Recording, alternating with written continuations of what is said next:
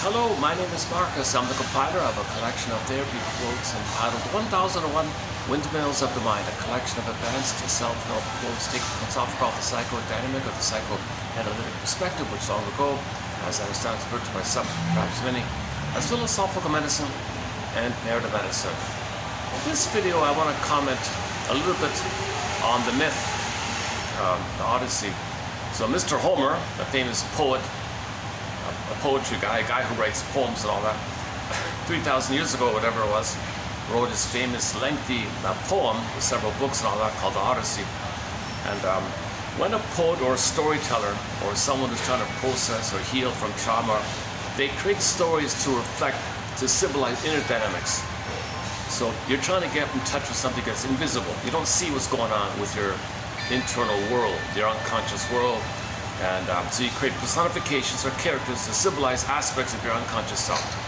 Okay, so you want to just identify what's going on the outside. So create a story.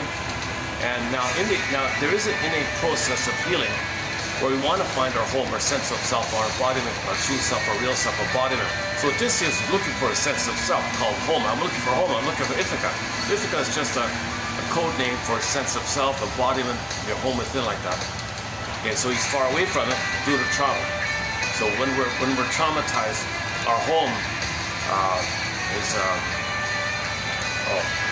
there's some guy doing some construction work just in front of me here. Okay, hold on a second. Let me make an adjustment here. Okay. Okay, a little distracted. Give me a second. I'm gonna change this up here. Let me change this up a bit.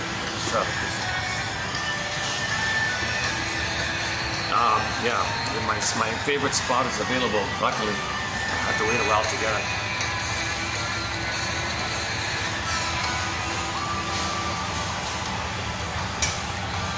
So let's just try like this. Okay. So back to Homer. So I want to comment a little bit about it. It's sort of in the news lately because somebody put out a horror version. It's somebody, what is cynical? We're in the age of cynicism, in the age of anxiety, the age of narcissism. I kind of feel like we're sort of in the age of cynicism. A very cynical thing to do. To take a story that's meant to be like a dream, like myths or dreams. You treat the whole thing like a dream, like a fairy tale. But you take it, people are drawn to the elements, and then you hook people in, and it's like a Trojan horse, and then you shock people with horror images and hurt people with these deep, contagious, shocking. You're hurting people with these horror kind of images. So it's a cynical thing to do, to take a story that's meant to be like what a storyteller would tell you around the fireplace. Gather around, the best seat for the fireplace. The best seat is reserved for the storyteller. You sit around, and the storyteller would tell you a kind of a lengthy kind of story, and people can relate to a little bit. It's letting them know about themselves that they don't know, but the shaman or the storyteller, kind of did introspection kind of thing. So he's just sharing what he knows and help people to recognize, be familiar, to identify, not alone, common human situation. So we need, it's called narrative medicine. We need stories. We need some way to recognize and symbolize them, identify what's going on with them. Because what's going on with them is we're out of our home, like we're not in our home. Our sense of self, so that's the whole motto, the universal common motto with trauma, or whole trauma, because we lost our home. We had it, it's budding beauty. We had our home in the beginning, usually at birth and exile. We get a defensive shell, and then that defensive shell, it's jungleism, and all the variations and aspects and nuances and deep, fine details of the jungle mentality, either or microgreedy or greed pills, and then all the harm like that. It's so sad because we're really looking for home. So this stands as code for we're hurt, we want to find home. The homecoming, no place like home. Again, home means a sense of self connected within, like that. So Ithaca is a stand-in for the home, like that. So we'll just start off like that, I guess.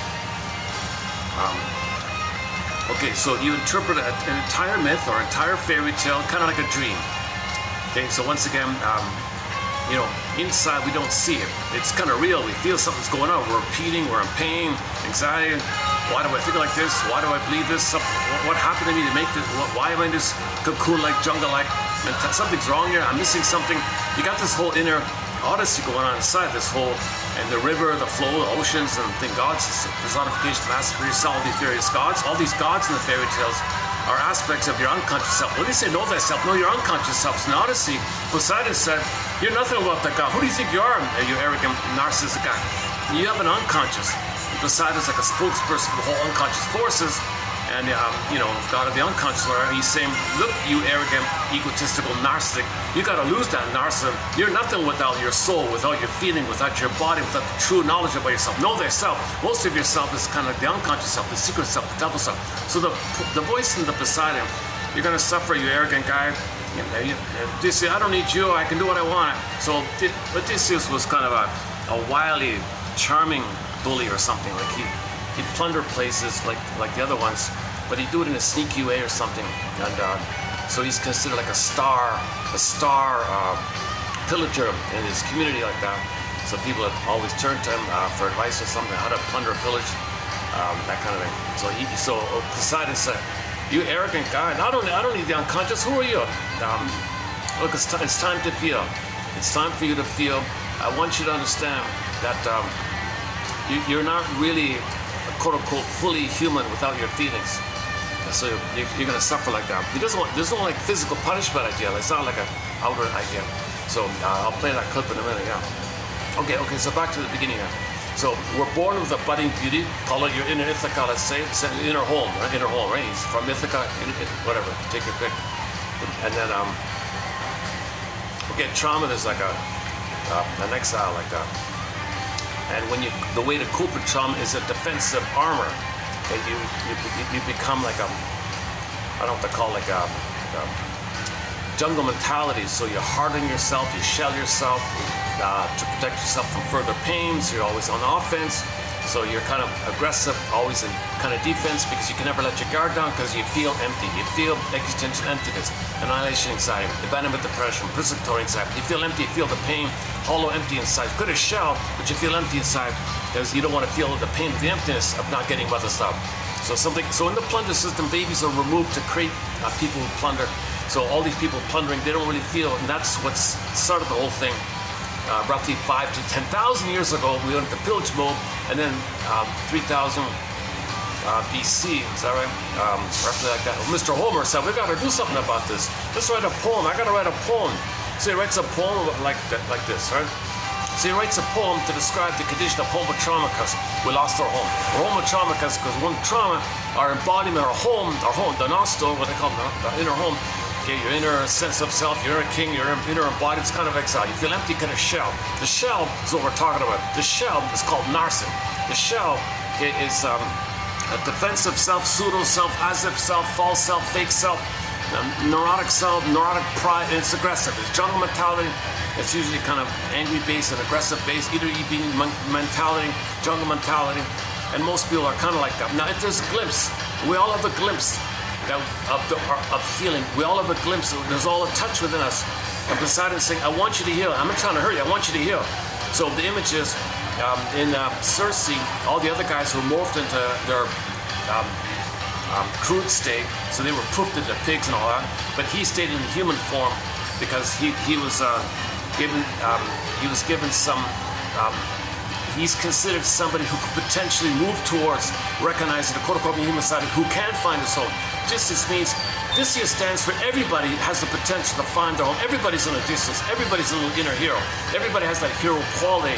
So that's represented by the Odysseus scene, where he's not more poofed into a pig or animal like that. So that they want to clarify that point. So that's embedded within all of us, right? That the quote-unquote human side of being human, you resolve either or thinking. So one guy thinks the Molly, the black and white Molly herb, has the opposites. Black and white, integrate the third side of the coin. So when you integrate the opposites, different ways to think about it. It's not either or, it's both and. Third side of the coin, both and. Okay? Or the spirit in the body. You hold the spirit in the body. Okay? Another kind of both and situation. So it's not either or, it's not fragmented, it's body, mind, holism. It's gestalt, holistic, called experiential knowing. Affect, syntax. Okay, so you can articulate what you feel. kind of thing. So there's a kind of a yin yang. Think about the yin yang symbol. Okay, night and day, moon and sun. Okay, masculine and feminine. So you're feminine masculine, because you want your dude to come to the feeling. So when things are fragmented, when the feminine, the wounded, your home is the feminine. You know, Penelope, Ithaca, that's your feminine, far away. Okay, then your doing is distorted. So he's a macho man, lies, hurts people, does all these awful things. Because the feeling's not there. So Poseidon, you gotta feel, man. I'm tired of this. You're nothing without feelings. It's the quality of the feelings that determines the quality of our life. You live to the extent that you feel. So Poseidon, you gotta feel, man. I don't need feelings. I'm a he-man. I'm a macho man. I don't care about gods and things. I can beat all you gods. I'm better than all you. I don't. What do you want? Leave me alone. Forget about feelings. And so this is called taboo on tenderness, taboo on feelings, taboo on this kind of thing. So Odysseus thinks he can do anything. There's even one scene where he thinks he can defeat the sea monster, the Scylla one. Oh yeah, no piece of cake, I can beat that. When he taunts and teases the Cyclops after it says he brags about defeating him and escaping from him. He even shouts his name. Tell everybody that I defeated you. Yeah, I'm better than you. You're a big idiot. So he angry and enraged.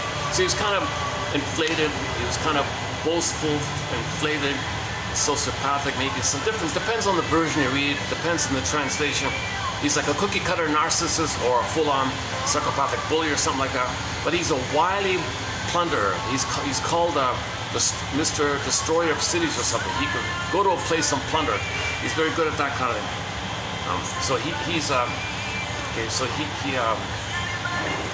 This is the sociological phenomenon that the prior state is that we were traumatized. In the inner world, we create the outer. So in the inner world, we were plundered. Our home was lost, so we plundered other people's home because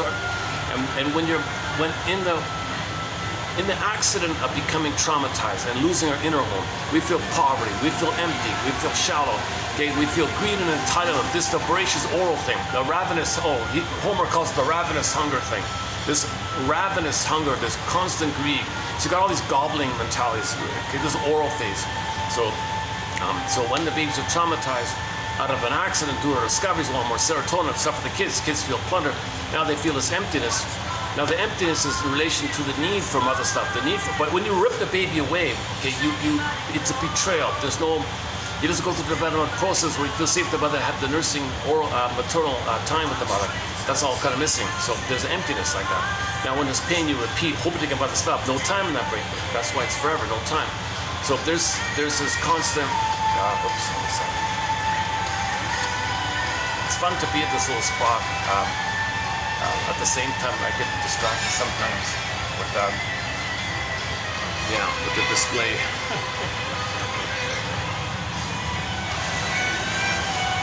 That was okay.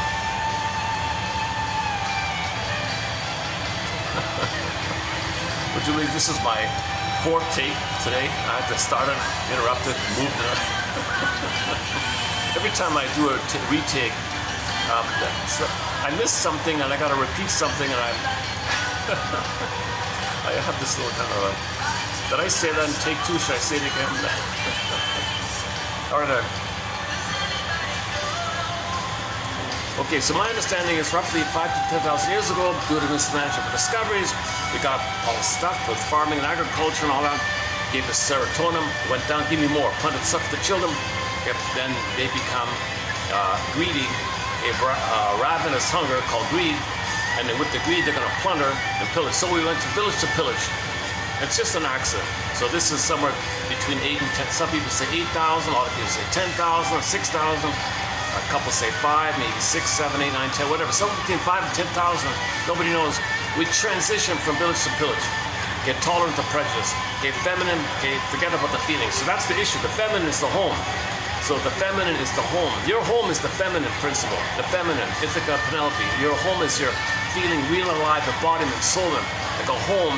And from the home is your embodiment, like a land within, Ithaca, the land. And then the princess is the feminine, where you feel. And she probably has a golden reefer, that's the shining radiance of your feel, golden ball like there. That's all kind of missing, right? Exile, he's far away. It's a huge gap like that. That gap is also referred to as the distance between your social self, your social mask, your persona, your as-if pseudo stuff, your armoring, defensive thing. That's a defense against the pain of not being at home. and the home is far away like that. So your vital self, your true self, your home self, like your embodied self, called the vital self, let's say, or the real self, that's kind of far, that gap like that. So there's a journey to get back, right? To get back to yourself, to reunite with yourself, to reconnect with yourself. Okay, that's symbolized by the marriages and the reunions, the marriage reunions, and so on, right? So we I want to, kind of capture the spirit of the Odyssey when I do this video a little bit. That's I'm not the most I'm not a poet. I'm no Homer.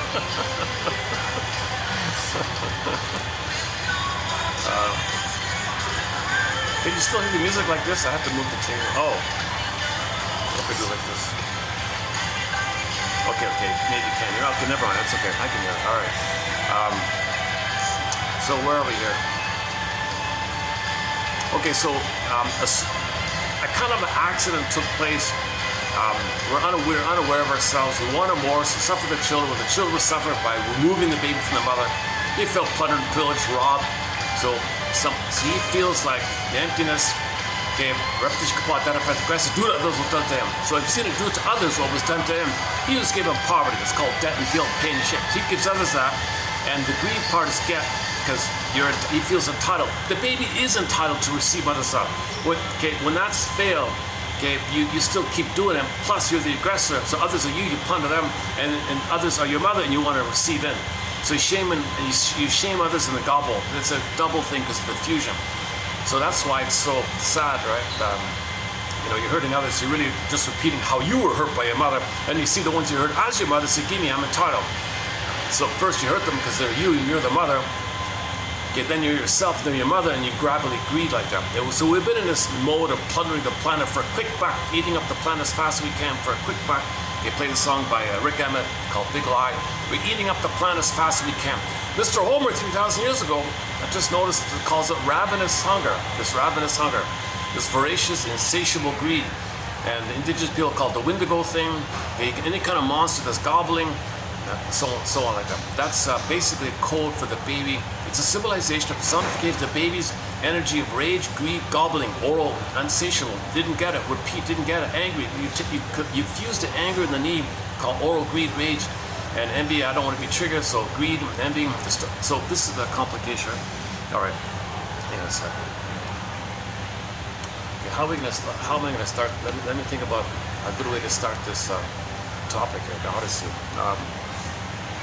So I want to run through mainly with a lady, Miss Harris, a professor from somewhere. She wrote some comments about the Odyssey. They're not bad. It's one of the better ones. So I'm currently gonna dig into the Odyssey a little further. I never studied it. What a pity. A lot of high school students say they did study the Odyssey. I said, oh my God, I never even heard of it back then. I feel so deprived myself not learning the Odyssey in school myself. We were given some really dark, like a horror, like a nonsense, something to hurt you, some cynical, some twisted, cynical thing we were given. So there was no spiritual, psychological insider awareness. It was just designed to. It was all cynical. There was no care or love or interest in healing in the English departments, like literature English departments. I got a little bad luck on that. So playing catch up. I do feel like I'm kind of trying to learn now what I should have learned, decades ago, kind of. But I heard this morning somebody say, "Oh yeah, I studied that in high school. Our teacher gave us the story, the Odyssey. We had to go to the notes and all that, and he told us things about it."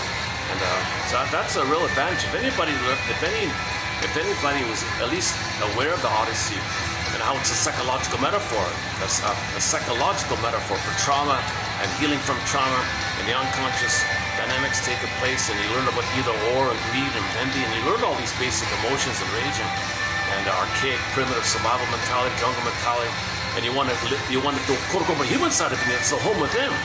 So the quote-unquote human side of being human, again, is represented by the potential that when Odysseus stayed as Odysseus on the Circe Island, and the others were morphed into the pigs, so that all the other guys morphed to animals. That's like the quote-unquote lesser side of being human, because you're not conscious, and you're just swept up in the whirlpool of greed and envy and entitlement and narcissism. So you're swept up in that. So they were like the pig idea. But if you have but everybody has a glimmer of the quote-unquote human side of being called at home, man. So you stayed like that. So the help was, I think, the help was that herb about the holly was the both and idea. So somebody pointed out that herb he was given represents both and. It's not a spaced out thing. It's a both and civilization of integrating the opposites, finding the third side of the coin idea. Okay, and that's the healing thing, because what that means. You have a sense of self, and others are a person. You're a person, kind of thing. So you can think more. You think more reasonably. You're not just a simple greed, entitlement. Typical talk in my places. So I got some kids just for a second. All right, for young gentlemen. Oh, talk about young people. Yeah, okay. Why don't we start there? Tell them the son. Why don't we start there? 20-year-olds, right? So the son, Telemachus, right? He's born on the island. No father, fatherless son. Common condition. A lot of boys don't really have a father, they're not around. So he grew up for the first 20 years of life, no father. So you don't really know who you are. So in the regular development, the time with the mother, and then you need a time with the father to hang out with the father, to learn about the world outside the mother. The father is usually qualified to teach you about the world outside. Otherwise, you're swept up in the world of the mother and her needs. And most mothers parentify the boy to take care of her. Most mothers kind of like don't. The mothers are uniquely qualified for the feminine and the soothing, and it's kind of more passive, so to speak. They can be active a little bit, but they're more about, it's the first world, baby and the mother idea. The baby has to go to the famous triangle, the edible. Okay, the third one is the world outside the mother. That the father's needed for that. The fathers and the mentors and so on. Telemachus did at one point visit one of his father's friends, the Sparta guy, right? Who married Helen, right? And the Sparta guy said, "Your dad's a good guy. He helped me get back my girlfriend, my wife, and all that. And he sacrificed the law. He's a good guy. I know him very well. You're the son, eh? Yeah. No, I'm telling you, no. He really is your father. You really are his son."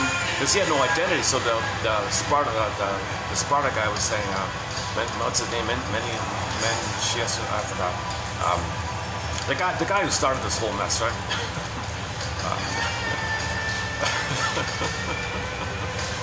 So that guy was telling Telemachus some sense of identity, some sense of affirmation. You're a son. I know him. You look just like him. You have the same eyes, the staring eyes, bright eye. You have the same kind of forehead angle, thoughtful angle. You have the same feature. Oh, no, I'm very clear. You definitely. So the mentor kind of affirmed, or the friend kind of affirmed his identity a little like that.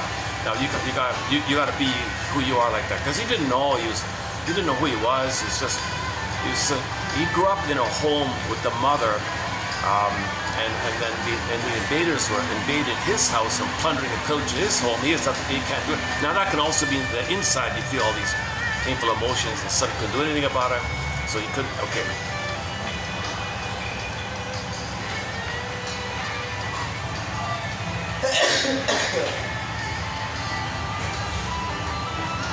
I'm surprised it's so busy today. I thought it'd be.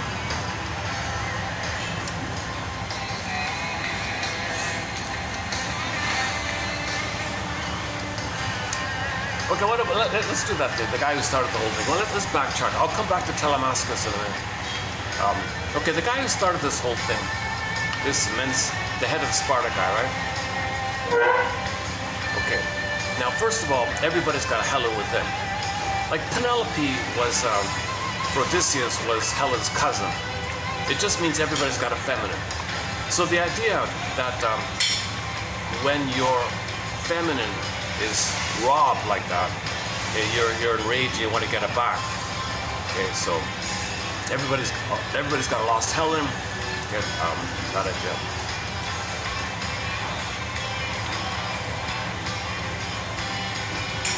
Okay, see, the story's kind of like, you got a narrative on the surface to carry the thing along, then you got to pause to realize how it's symbolic of something on inner dynamics.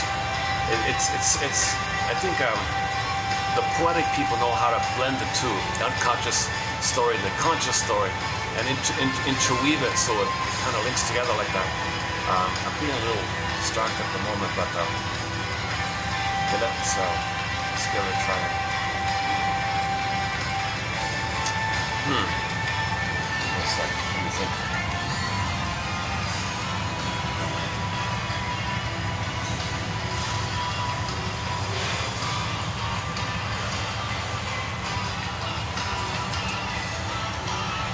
Well, we are talking about the Odyssey, so whenever you feel tempted, just tie yourself to the mast and hold on, kind of, you know.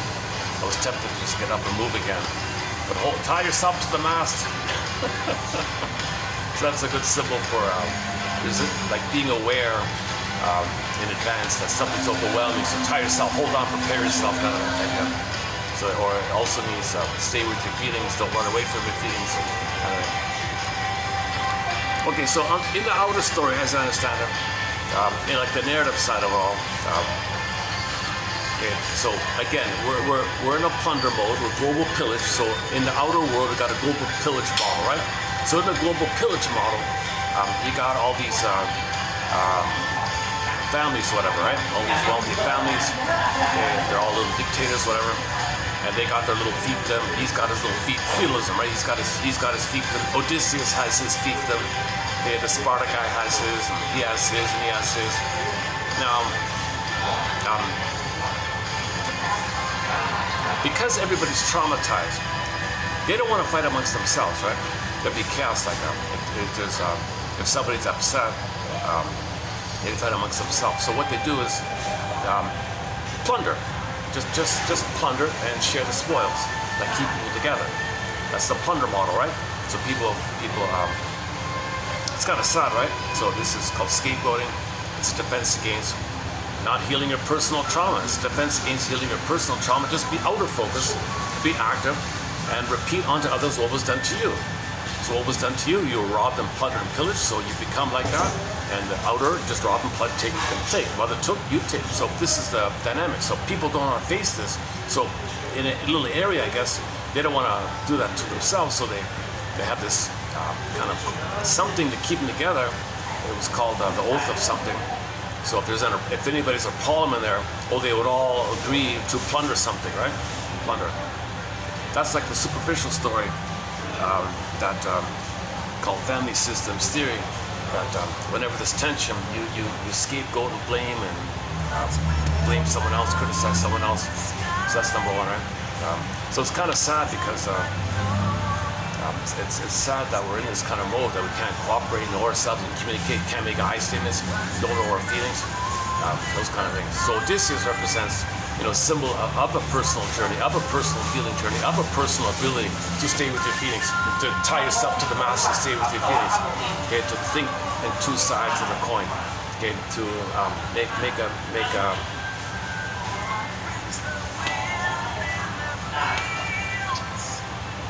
maybe I can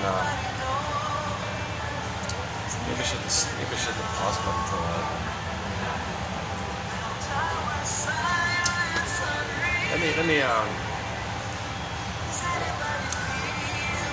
Let me try upstairs in a second. This is getting awkward here. Hold a second.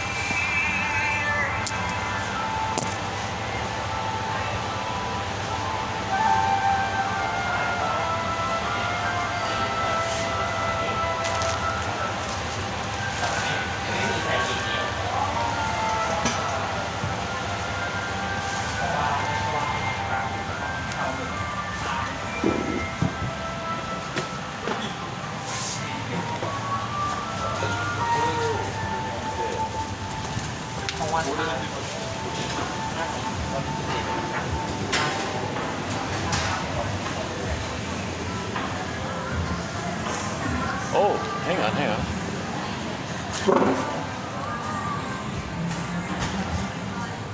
Oh, okay. This is another good spot. So, this spot's never available. Okay, this is my first time to have this spot.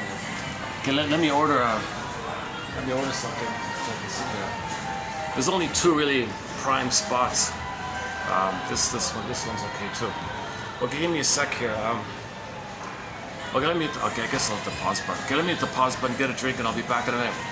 Okay, I'll see you in a couple of, okay, minutes, see you in a couple of minutes. All right, so I got set up here. So I'm really going to be super captivated here. But we're on Odyssey. Maybe I need a little extra. Yeah, let's pick things up here. So in the general outer plunder mode, right? We kind of get it, right? People in a certain area with a commonality of a language, they can't get along with each other. So the way to get along with it is to plunder, pillage, and divide, and divide the spoils kind of thing. And it's been going on for 5,000 years kind of thing. Kind of sad thing.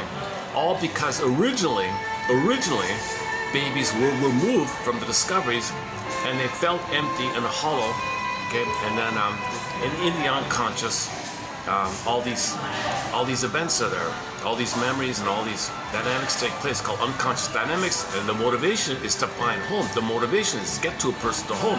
Poseidon said, we're going to get you to home. Poseidon is in everybody. There's something inside called the innate drive for healing. And this innate drive for healing has been going on for, whatever, 5,000, 10,000 years like that. So after we accidentally traumatized ourselves and went into pillage mode, then we kind of get it. So people form, they gang up to plunder a place and divide it up, right? So this Sparta guy, the superficial story was there was a pretty girl, the Helen guy, they were all fighting for her. And the idea was that if she chose one, they'd all be so jealous and envy, they fight amongst themselves to get the girl. That shows you how archaic and how primitive and how envious people are, that they all fight each other just for a pretty girl. You gotta be kidding. It doesn't make sense. Just say, well, okay, you won. She chose you. Fine, let it be. They can't do that. It's just so animalistic like that, right? So the idea was, Odysseus said, so the superficial idea was to distract ourselves from the pain. So now the layered thing, to distract ourselves from the pain of our jealousy and envy and all that. Okay, we'll just plunder places. Okay, so we'll just plunder places. So now that's what they do, go around plundering places. And Odysseus was one of the wiliest, most clever, most cunning pillager. Sacker of cities, nicknamed the Sacker of cities like that. So it goes around with an arrogant attitude like that.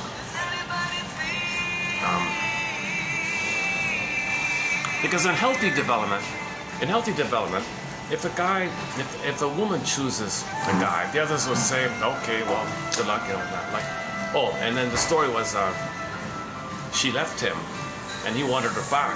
What would friends say? What would friends say if a girl, if you want to take that version of it, that the Sparta guy, wife left for someone else, Mr. Paris, someone else, I went to Paris.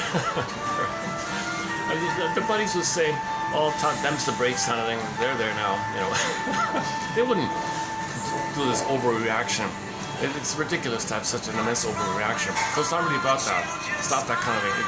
So now you enter the invisible area where if anybody loses their feelings, okay, you're going to be a pillager, because if you feel pillaged. So losing Helen means your mother plundered your soul, and you become her and you plunder outwardly like that.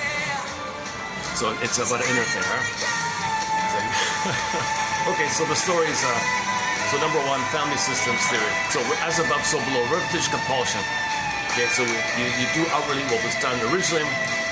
Okay, so there's the greed. Okay, there's the entitlement, sense of entitlement, arrogance and narcissism, jungle mentality, ego mentality. Got people are treated like things like that. All these kind of things. Okay, but there's the innate. But Mr. Homer's saying, I don't know what it is. There's something that we're trying to heal. We got to heal. So let's create a story. Let's create a poem. Let's create a poem. A poem. A poem is a metaphorical story to get you in touch with inner dynamics, to experience even some of your inner dynamics, to make the unconscious conscious, to link the unconscious to the conscious, experiential knowing, to recognize trauma, to understand trauma. Part of trauma is your home is exile. You're disconnected from your home, feeling empty like that.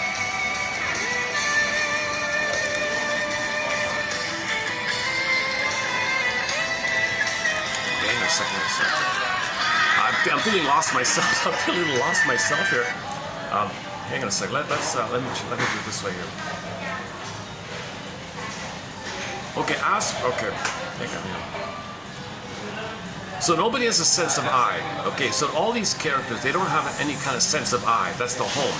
So being able to make an I statement, that's your inner, like a Penelope of feelings. The I, that happened, I felt such and such. Reminding me of this past thing. This feeling, I want to shit. You have an I to do so. I felt the loss. So you can mourn. None of these characters cry, right? They're stolen, right? They don't cry. So that's there's no I. You need an I. You need a sense of self to mourn that empathy, the feeling, and relationships like that. People are thingified, objectified, plunder, pillage, greed, don't care. They're so violent. By the way, all this violence you see and these kind of things,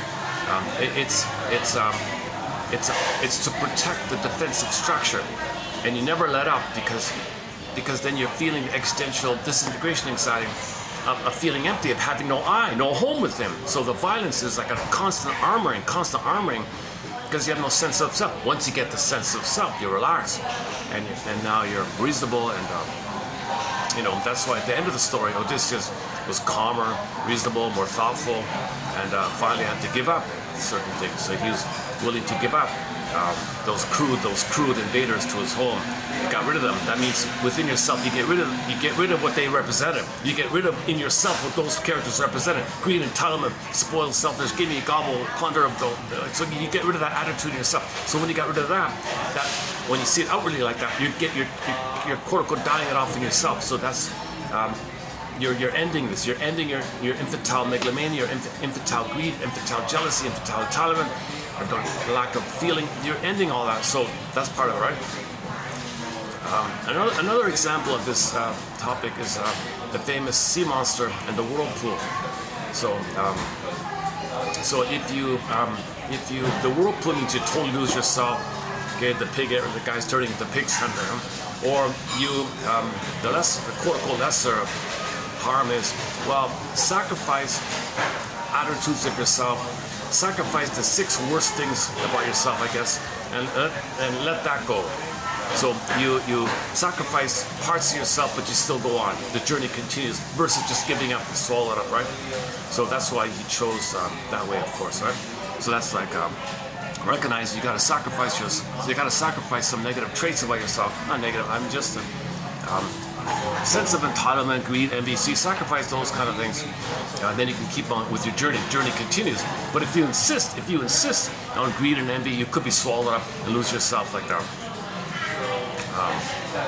Another temptation, another temptation, another journey thing that we look at is the lotus eaters, right? The lotus eaters, it just means space out, don't forget about time. So when Odysseus was given the lotuses and all that, the blue lotus flower, right? He was there for 7 years. He thought it was like a few days. Circe said, "Are you kidding me?" It was a Calypso? Circe said, You think you've been here only a couple of days? You've been here 7 years, my friend. 7 years? Yeah, go to the beach, look at your boat, it's all covered in sand. You've been here 7 years. Oh my God, guys, we gotta go. Come on, we gotta go. We've been here 7 years. So it means you lose track of time, no sense of time, you're spaced out, you forget about home. And that's the temptation to forget about home. So there's a temptation to forget about home, space out, live in a timeless bubble, and you forget about home. You kind of give up like that. So look, the Circe thing with the look down. So Circe represented that to a degree. The lotus thing is also blended in with that.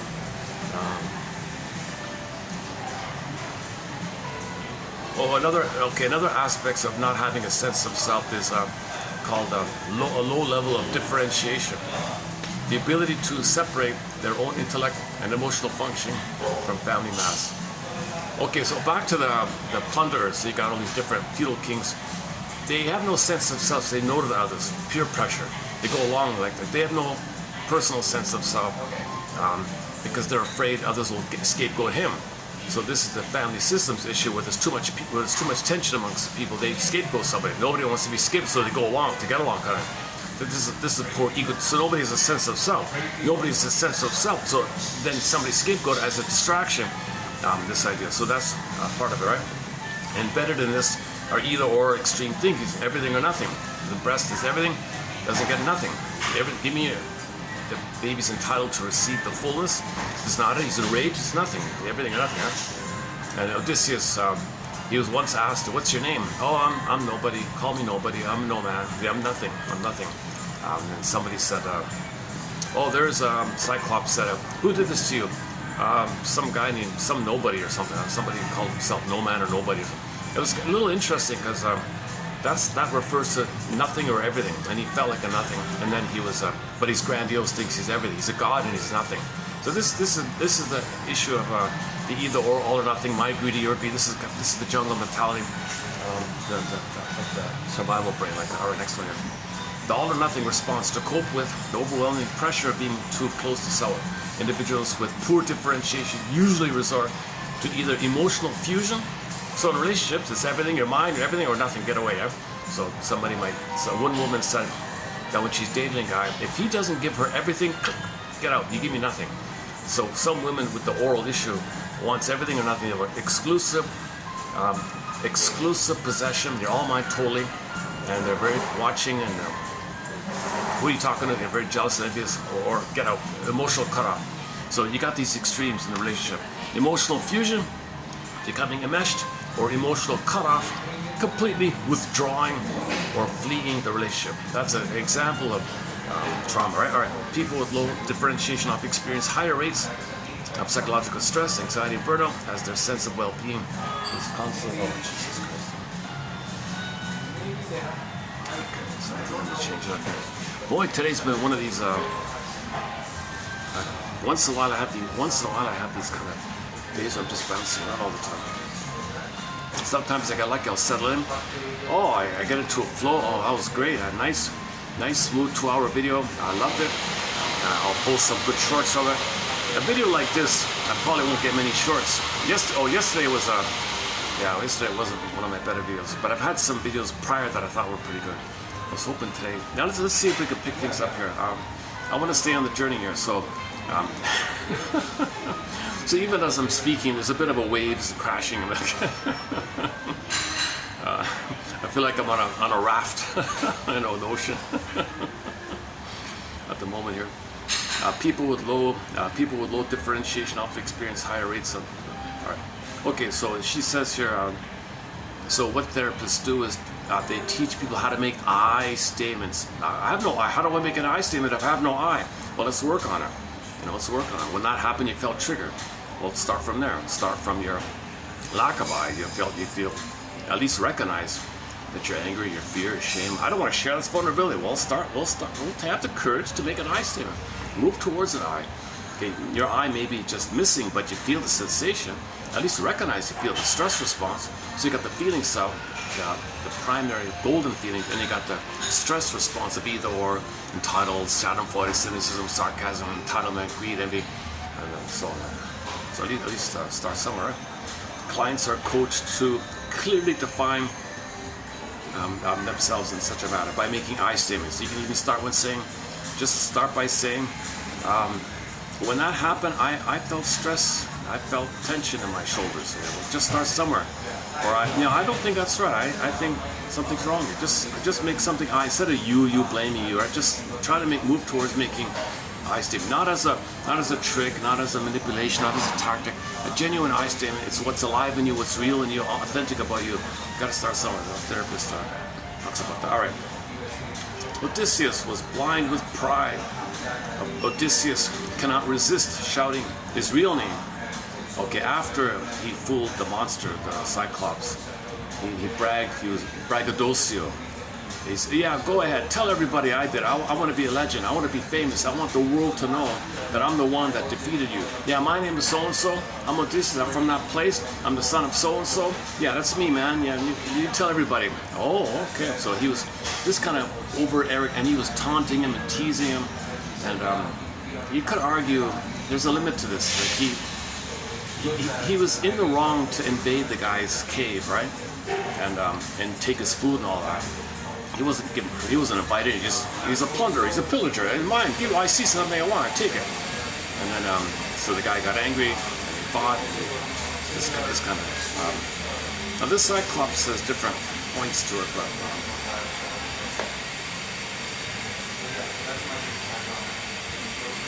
I'm thinking it might be the nursing trauma, the Cyclops one author thinks it's really the nursing issue, but let's focus on the more superficial kind of more manageable area.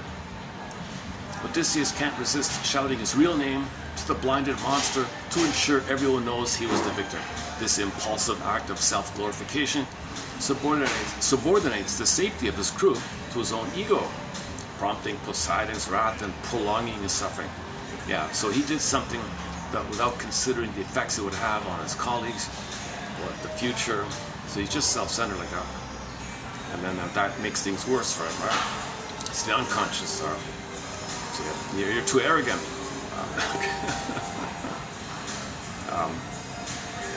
So now, so the unconscious wants you to heal, but when you're arrogant, it'll prevent you. So the trick was, he met up with the winds guy, right? The god of winds. Yeah, here's a bag of wind. Okay. Here's a leather bag, with a rope on it. It's got a powerful wind inside. So yeah, take it. Go ahead. So he takes it, and it delays his journey because out of selfishness and greed, him or somebody's going to open it, and woof, they'll fly away. And he's lost even further, kind of. That's the kind of thing that happened. Now Odysseus didn't open the bag. But his colleagues opened it, right? So this kind of delays, this is kind of an example of this thing. So the gods are messing with them, it seems like. They're messing with them, yes and no. They want to help them, but they got to mess with them in order to help them. The bag of winds. When Aeolus, the god of the wind, right? When Aeolus gifts Odysseus a bag containing the fierce winds, the crew becomes consumed with envy and paranoia. Instead of maintaining discipline, they feed into each other's gossip. Yeah, Odysseus, yeah, he's keeping all the gold for himself. Yeah, that's not fair. They open the bag. This reactive, emotionally driven decision destroys their progress just as they are within sight of home. So notice that, eh? You might think negative therapeutic reaction. You're making some progress, but you never really face the deeper thing, so it goes back. It's called NTR. You try to make some improvement, but something takes you back. This is the wind idea, right? Odysseus' goal here is to find home, right? The homecoming, Nostos. His internal struggle is to strip away his pride and return home as a regular person. Okay, this represents, in other words, the Odyssey represents the journey from narcissism to psychological maturity. Okay, now let's talk about the Telemachus, the sun. Okay, the sun is dealing with the ghost effect. The ghost effect. Telemachus does not just miss his father. He lives in the shadow of a myth, creating a deep sense of personal inadequacy. Telemachus has to process the ambiguous loss of his father. So this is a thing called ambiguous loss. It's not clear. Is he around? Is he not around? So how do you process something when you don't have the story about him? Called ambiguous loss. Odysseus wasn't confirmed dead, but he wasn't alive in Telemachus' daily reality. This creates a state of frozen grief where a child cannot fully mourn or move on. So Telemachus is sort of stunned in frozen grief.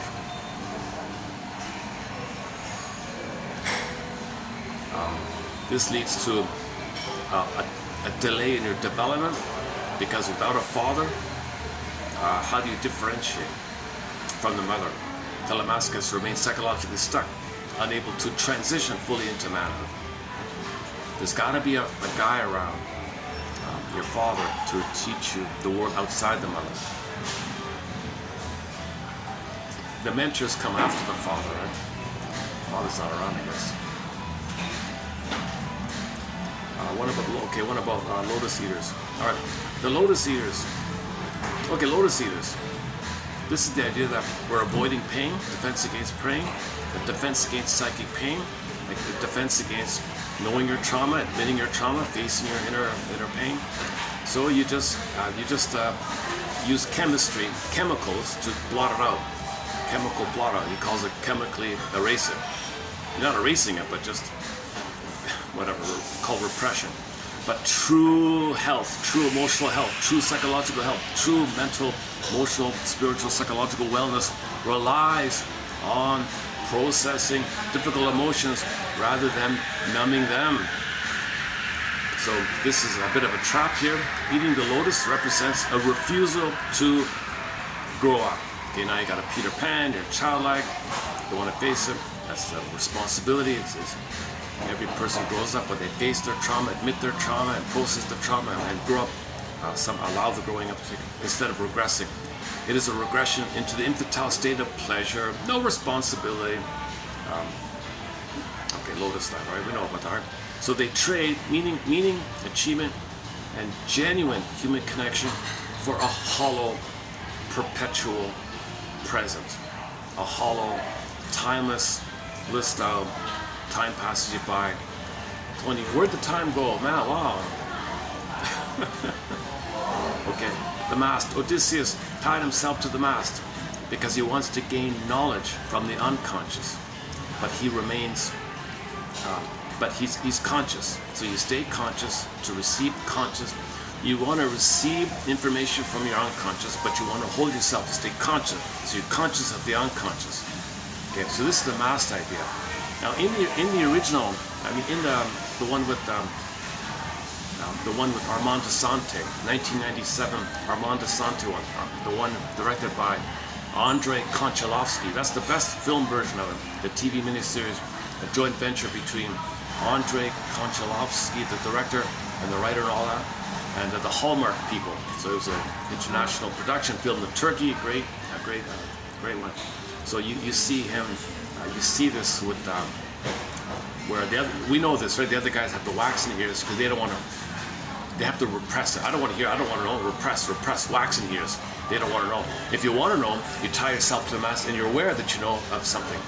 So tying yourself to the mast idea. Now that's where you want to be conscious of the unconscious. Okay, and they showed it clearly with the cross idea, with the arms stretched out on the cross. Okay, that's the metaphor for that. Now, when they moved from the VHS to the digital, somebody must have complained and it's blotted out. Now, when you watch the Odyssey, the miniseries, they took that key scene out. One of the most important, one of the most powerful scenes. It's still great, even without it, but they took too many scenes out.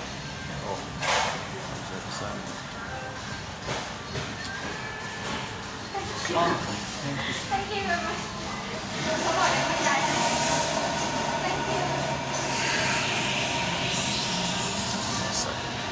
Somebody's going to sit right beside here. Where else can I go? Let me go back to my other spot. Yeah, this is a new spot. It's very common. There's like one or two good seats, a few little cramped seats. Things are very ticky-tacky. It's very nice, but it's a space issue. And there's not many parks. There's no parks. Like I can't go to a park in this area. Takes me a long time to get to a nice park. There's a real high demand for working, like people with their laptops to work in coffee shops now. I don't usually do this. This is really a new thing for me to start doing this in coffee shops. I'm surprised I'm even partially able to do it. Usually I'm way too to start. Okay, how about that? Where are we here? Yeah, okay. So that's interesting. They showed you the metaphor clearly with the arms stretched out at the post, right? Like the T thing, right? So that means you're holding yourself. You can do it both ways. You can tie the arms around the mast or on the side-to-side idea. There are two versions of it. But anyways, in the original, in the miniseries, it was side-to-side. They took that out. So that's normally the only reason they would take that is because of the reference to not let people think that religion is a metaphor, psychological. Religious stories are similar to fairy tales and myths. They're all like symbolic of psychological issues, right? So part of the plunder system is to use religion as a Trojan horse to plunder and pillage. If you make people aware of religious just being like mythological metaphors, then religion's effect to plunder is diminished. So they took that out. Okay, let's not go too much in that. But anyways, that's good enough. He tied himself to the mast.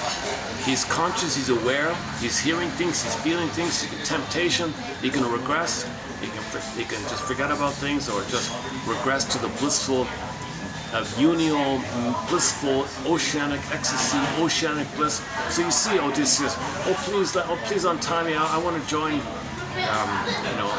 but they all have wax in their ears, they can't respond to him. So he did it in advance. He did it in advance to know he'd be tempted and lured, okay, to regress to the womb, basically, to some kind of state of living life like there's no time, and you're in denial, you're disassociated, you're trance-spaced out, and you're thinking like you don't care about him.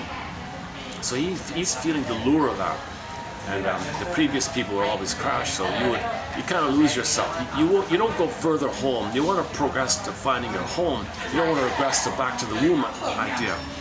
But there is a temptation to regress to the womb. So it's a symbol of regression. I don't want to regress, I want to go forward. Tied himself, I want to go forward, but I want to recognize this pull to regressions. I want to identify this pull to regress. Because regression is a defense against the pain. No, I want to face the pain, hold the pain, face the pain, hold it, okay, time myself, I'll face the pain. Then you move forward. Then the wave passed and he was okay. Feel it to heal it. Okay, name it to tame it, all these things. Odysseus tied himself to the mast. He gains knowledge about the end, so he processes some pain like that. So if you're going to process the pain of trauma, you got to hold yourself somehow. To grow, a person must sometimes accept that they cannot emerge. Okay, here's a silly one, right? The sea monster. Okay, to grow, a person must sometimes accept that they cannot emerge from life's challenges completely unscathed. They must sacrifice parts of their old way. Okay, that's the Scylla one. To avoid being completely consumed by despair, the Shabarus one. Okay, this version here, the Shabarus, the whirlpool, it's called depression. You're going to be completely consumed by despair. The Shabarus, you give up, you lose yourself kind of thing. Or you go on, but you sacrifice parts of yourself, and that's a forceful sea monster guy. It's totally gone. I mean, what could be more powerful than a sea monster gobbling up like a snake, and all those things crunch, you know. So that's gone. You're not going to get it back. That part of you is totally gone, kind of thing.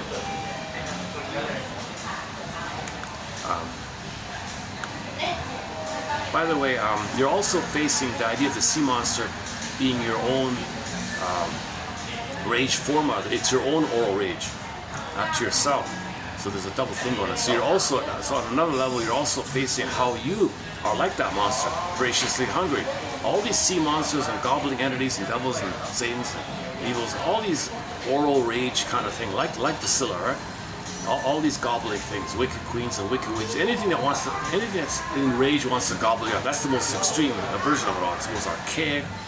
It's probably trauma at the womb, because the umbilical cord, veins, maybe double vision. I don't know why it's 6. Anyway, so they take 6 men, 6 heads, different versions. That you're facing a really, really early trauma, and you're in rage, and you're one with the mother, so the core, you're in a state of non-differentiation, fusion. You don't know who's who, where one begins and ends, where you begin and end, where mother begins and ends, and you're rage, she's in rage, you're hungry, she's hungry. So you're facing your own rage, you're facing your own rage. So the ultimate way to admit the ultimate image of facing that you're in rage, you're screaming as a baby. So you're a baby and mother's on the phone, you're screaming desperately. Okay, that's in your mind as a sea monster attacking you. So you're facing that as well, right? But in this take here is while you're sacrificing parts of yourself, so you don't get totally despair. So it's a double bind, but you err on accepting some losses so you can progress. You need to lose some things about yourself to progress. So can you navigate that? Can you navigate that you don't want to be in despair, but you got to sacrifice things and allow it so you can go on like that? It is the conscious choice to lose aspects of your personality or self or resources in order to protect yourself and keep on going. All right. Falling into Shabarus, the whirlpool, represents being swept away by complete paralysis, self-defeating behavior, depression, paralysis, panic, etc. Okay. To let a completely unchecked consuming force take your entire life. Yeah, well, there's a good summary. So the shabras means something is swallowing you up, despair, I give up, and swallowing you up like you're physically there, but you're emotionally, it's how you feel emotionally. You don't want to feel emotionally like you give up kind of thing and you swallow it up. So people who are addicts and things, they just give up, you know, you're numb and you give up. So the lotus land, if the lotus land's going on, okay, then inside it's going on like that as well. Okay, that's part one. So what I'm reading from is I'm doing a preview of 52, 3, and 4. That was 2. Let's do it on 53 here.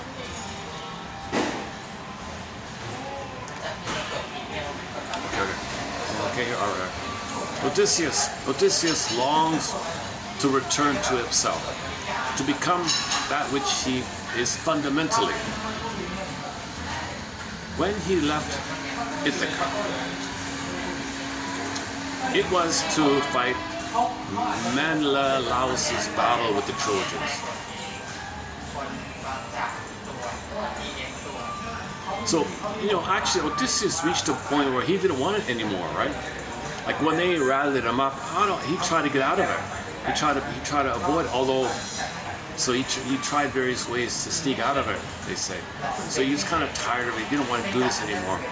But he was swept in by the peer pressure, and it was his kind of idea to organize this plundering mechanism. So he's one of the leaders of the plunder system, but he himself personally wanted to give up on it. It's just nothing but pain and suffering and meaningless and harm and emptiness, just rage.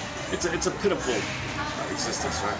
It's an unlived life, not having your home. So he wants to have his home. He wants to have his home, right? So he's at home. You know, he just had a baby, but then lost. So now he's like Telemachus. Lost something. So in other words, if the story's about getting back your buddy's girlfriend because some guy took your girl, and a bunch of guys goes get her back, we don't see her in the story, right? Well, that's because Menelaus took her, so he survived the thing, and Odysseus helped her. So we never see Helen in the original in the TV miniseries one. He wants to be his own person now. Odysseus is starting the point where he wants to be his own person. Okay, so he wants to have some kind of harmony with himself. He wants some kind of self-acceptance, self-development, self-improvement. He wants to be his real. He wants to be himself, his true self, right? The acceptance of and ultimately the affirmation of the self is the goal of therapy. Just as Odysseus felt estranged, living in all these other places, wandering from place to place, so too the individual who's cut off from his psychological home, psychological home. So when we say he's looking for home, he's looking for psychological home. It's in his body. Your home's in your inside. So when he's wandering like that, that's metaphor, that's code for we're not psychologically at home. You're feeling you're wandering like that. Okay, so we're familiar with the phrase social mask and persona and false self and pseudo self and as if self, etc. All of these things refer to fake versions of us. And this is due to the emptiness we feel. It protects us from the emptiness. So it's a world of false pretense. So you're living in a world of false pretense, far from home and far from yourself.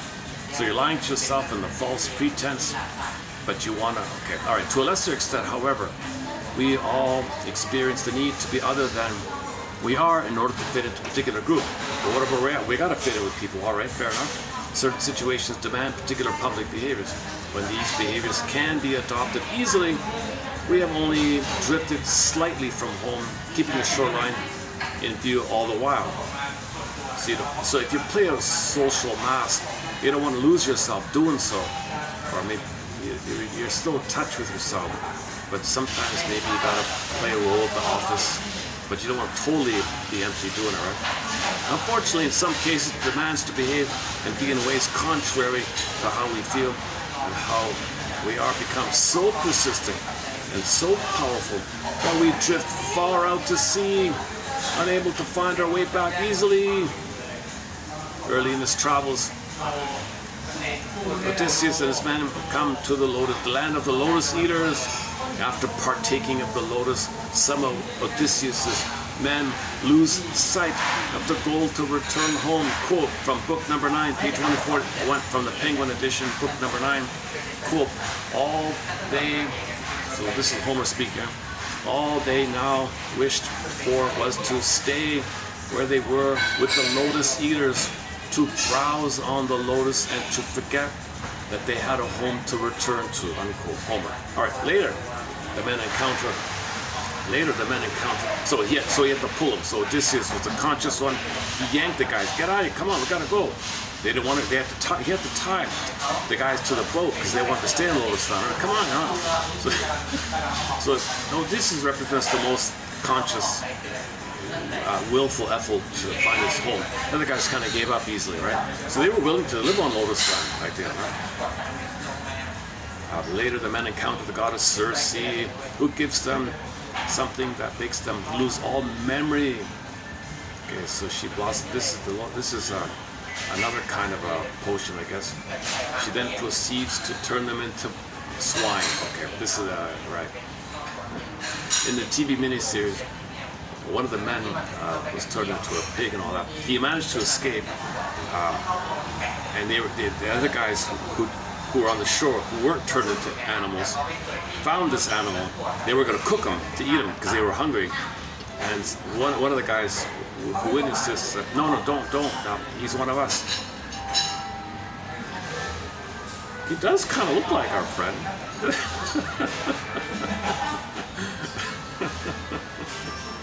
So Odysseus had to confront Circe. Free my men!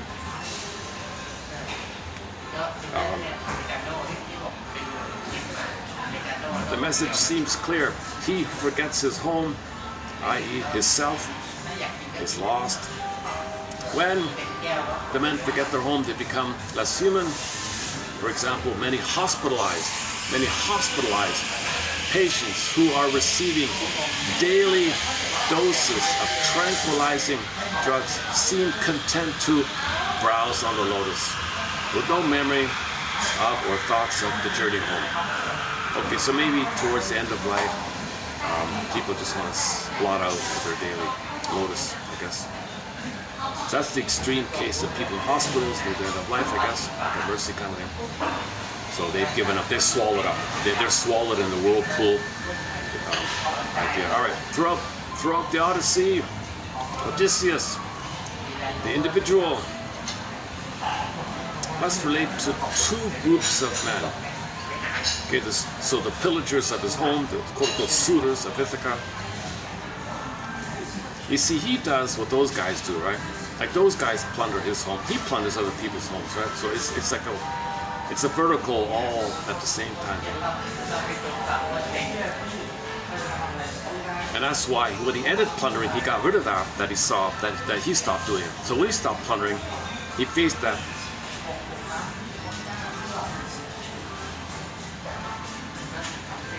Him getting rid of the suitors sounds logically as a narrative, but metaphorically, it's like, I don't want to do what those guys are doing anymore. So he doesn't want to plunder, I want to stay home and be an ordinary person. So his conclusion was, I'm an ordinary man, no more, no less. But before he thought he was a god, right? Equal to the gods. So no, I'm an ordinary guy. Where are we at?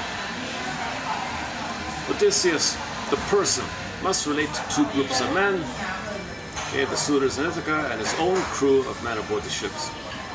So he's got two groups of guys, right? All right. Occasionally, one of the horde is singled out by name, but more often they are referred to en masse. So Odysseus would call them the suitors. We don't have, there's occasional names, and on his boat we have a few names, but her point here is as follows. While at sea, Odysseus must contend with the folly of his men. You know, in the TV miniseries, who's the helper? Who's the mentor lady? Athena says, "You think you're such a great guy. Look at the people who you have surrounded by you. You have really foolish lackeys who don't say no to you, don't you? You don't have like equals who challenge you or intellectual types. You've got all these silly, kind of easy to control types. You think you're so great, but you only choose people way below, so it's easy for you to handle them and deal with and control them. So how are you so great like that? You're only great if everyone else is, you know, it's like a professor thinks he's great if everybody who attends his lecture is in kindergarten. They don't know anything. I feel important. I got a PhD, and all the students come here. They're kindergarten education. So you only want kindergarten kids to your class. Don't you want university students to come to attend? No, they might challenge me. I don't want that. So this is kind of typical bully. They want like dumb lackeys around. But at the same time, on another level, they all represent part of him, part of a person. One was like naughty, and one was like this, and one was dumb, one was helpful, one was nice, and one was supportive, one was so they're all personifications of our inner life. These are all personifications of inner qualities, inner dynamics, right? Where are we here? For example, Odysseus must contend with the folly of his men. It is they who, out of greediness, unleash the bag of winds and prolong the journey. Again, it is his men who steal the cattle of Apollo, this ensuring their own doom and causing increased hardship. Yeah, so the guys are impulsive. They were told, don't eat. Circe said, when you go to that land there, don't eat the guy's sheep or whatever, because you'll be in big trouble. I don't care about that. So nobody respects the gods. You gotta respect the gods. You don't respect the gods. mean your feelings, your intuition, your real sense of self or something.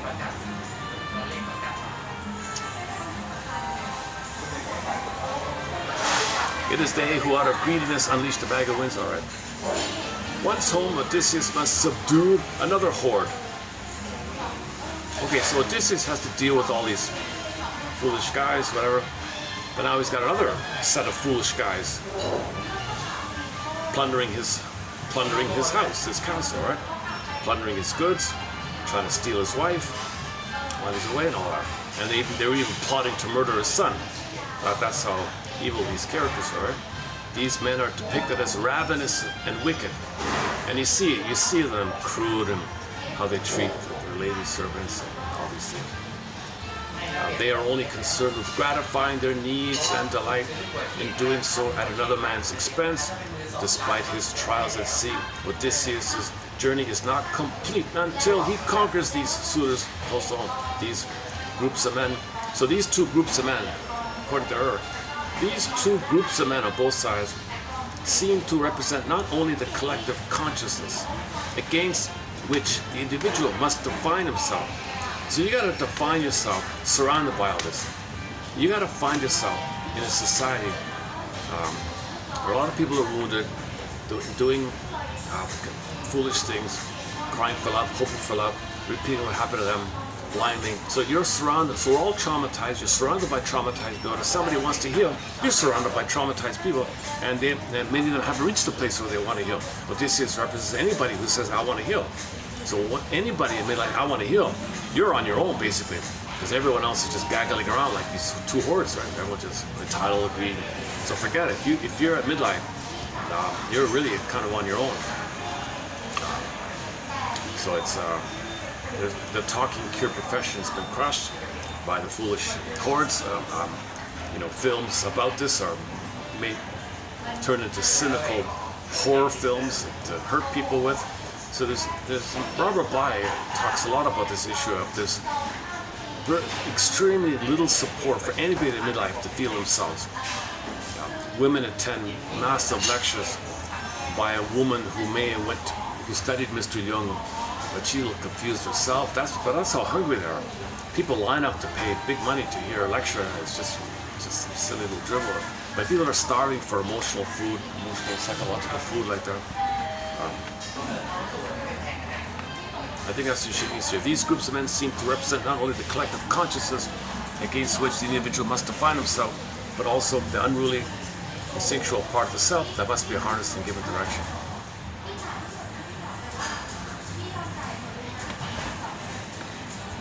Did I get that right?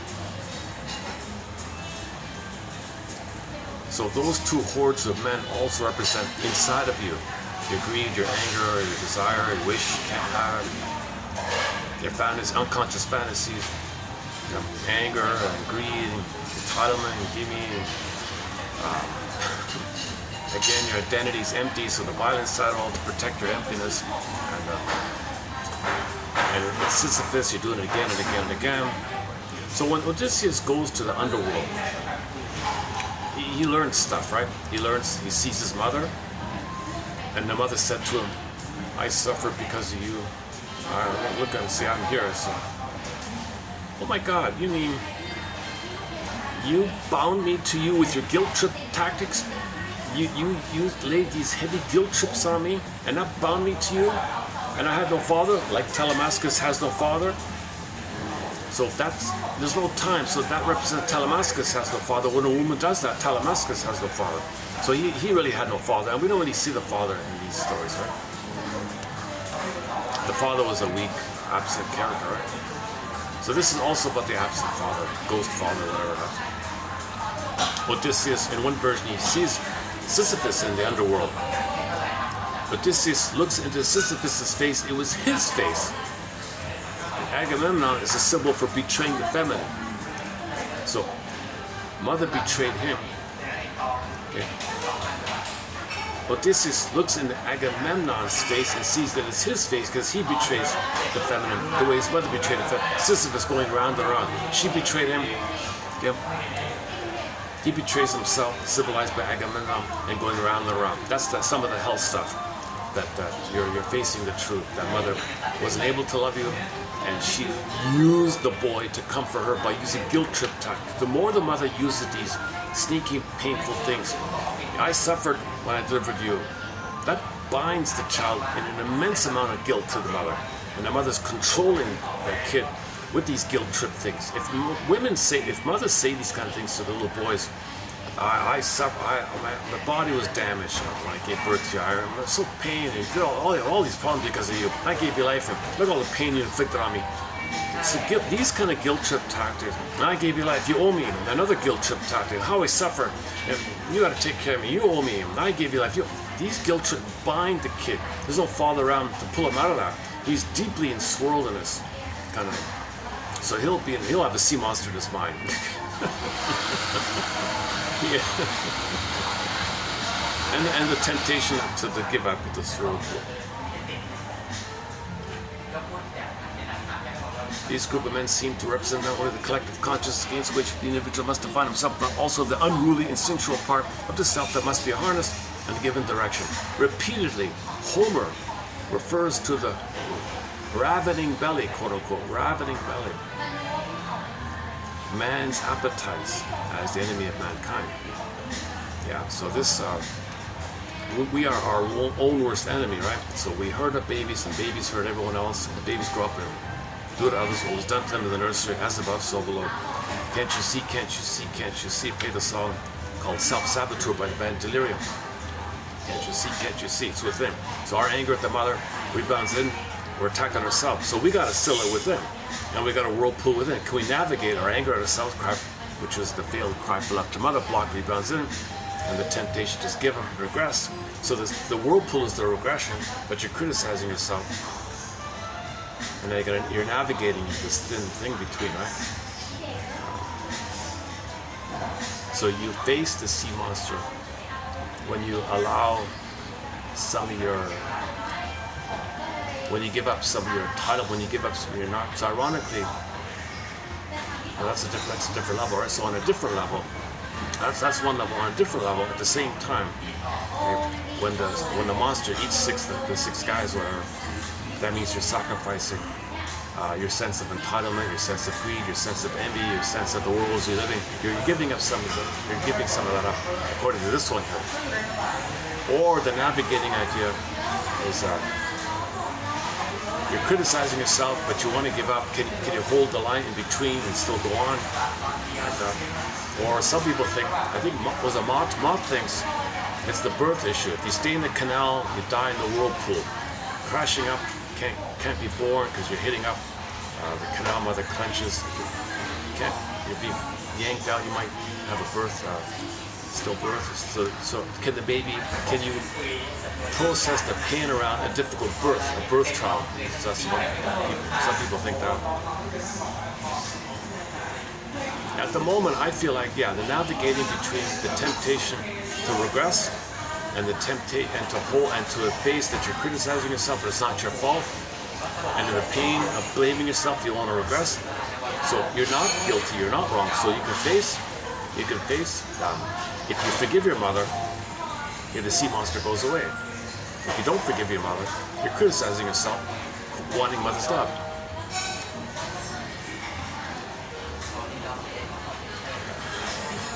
I guess they don't understand that. Homer refers to the ravening belly and its appetites. In the Odyssey, Odysseus gains control over the mass mentality by getting rid of the suitors. Certainly, there are less drastic options for channeling the energy of the instincts, but it is nonetheless a task for each of us to come to terms with his or her own unmet needs. Instinctual urges, greed, etc. All right. So greed is a cry for love in the past, unmet need. The urge is to repeat. So you got to come to terms with this. All right, so she thinks this just generally means coming to terms with your trauma somehow. Not physically violent like that. Getting rid of you invading yourself. So the suitors are invading the place. Okay, so in your body, inside of you, your anger to others invading you. So you want to stop, back off, mother. Stop invading me, mother. But most of your mother's your anger with the mother, so you are your own worst enemy because your anger with the mother's attacking you. So you gotta back off or kill off, or not physically, but deal with clearly. It's not your fault. You're not guilty. It's your home. It's your birthright. You were born to be who you're meant to be. That's your home. Your homecoming. Your birthright to have a sense of self. So back off, mother, and anger at mother will understand her that she was voraciously greedy to get love, so understand that, and so you want to have some assertion that by the assertion is mother was in pain and she felt entitled to gobble the kid, to use the kid to mother her. So back off, mother, you had no right to do that. I know you're in pain and you didn't know you were doing it, but now I'm saying, no, you got to stop the boundary there. See, when father's around, they kind of pull them out, but if the father's not around, they're kind of swirled in with the mother thing, and it's recording your brain like that. That follows you. So you got to tell mother to back off, basically. At some point in the greed work journey, every boy's got to tell their mother off, I think. At some point, don't do anything physical. You don't even have to maybe use swear words. I mean, like, just make it clear that set some kind of an emotional boundary. She's a person in her own right, and she's wounded. You're a person in your own right, and you're wounded. And make it a boundary that you're a person, she's a person. That's like the back off idea, like setting a boundary. They mean it like that. I think that's basically what they mean. All right, certainly. Yeah, okay, next one. Just as the individual must be in relation to his or her own internal mass, the instincts, so too must there be a relationship between the individual and the group. Otto Rank, 1936, seemed especially concerned with the creation of the individual out of the universe.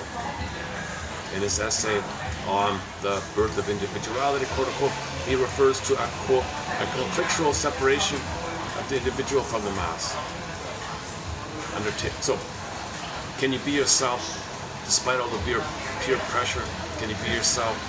Despite the pressures that your parents want to play a role and your sacrifices, can you still be yourself out of the mask like that? And Auto Rank says, this is a you do this all your life. This is something you do all your life. And I should like to designate as the never completed birth of individuality. The never completed birth. There's never a complete, no one's fully, completely psychologically born. Page 11, 1936. All right. Through a progressive affirmation of the self and a bursting forth from the mask, the individual creates himself. Continued in TQ 3354. All right. Now let's go to the second. I got 2 pages here. So one more page here. 3354. Let's continue here. Continue from 3353, which we just read. It seems fitting. It seems fitting. Yes, let me take a look. Oh, let me check the battery. Oh, check the battery. Hang on. Oh, battery's okay. All right. Oh, I'm glad I brought that. Oh, it's working now. In fact, it is. Hey, let me just take a short musical break here. Let me play the first. I want to try a new song from the Odyssey soundtrack.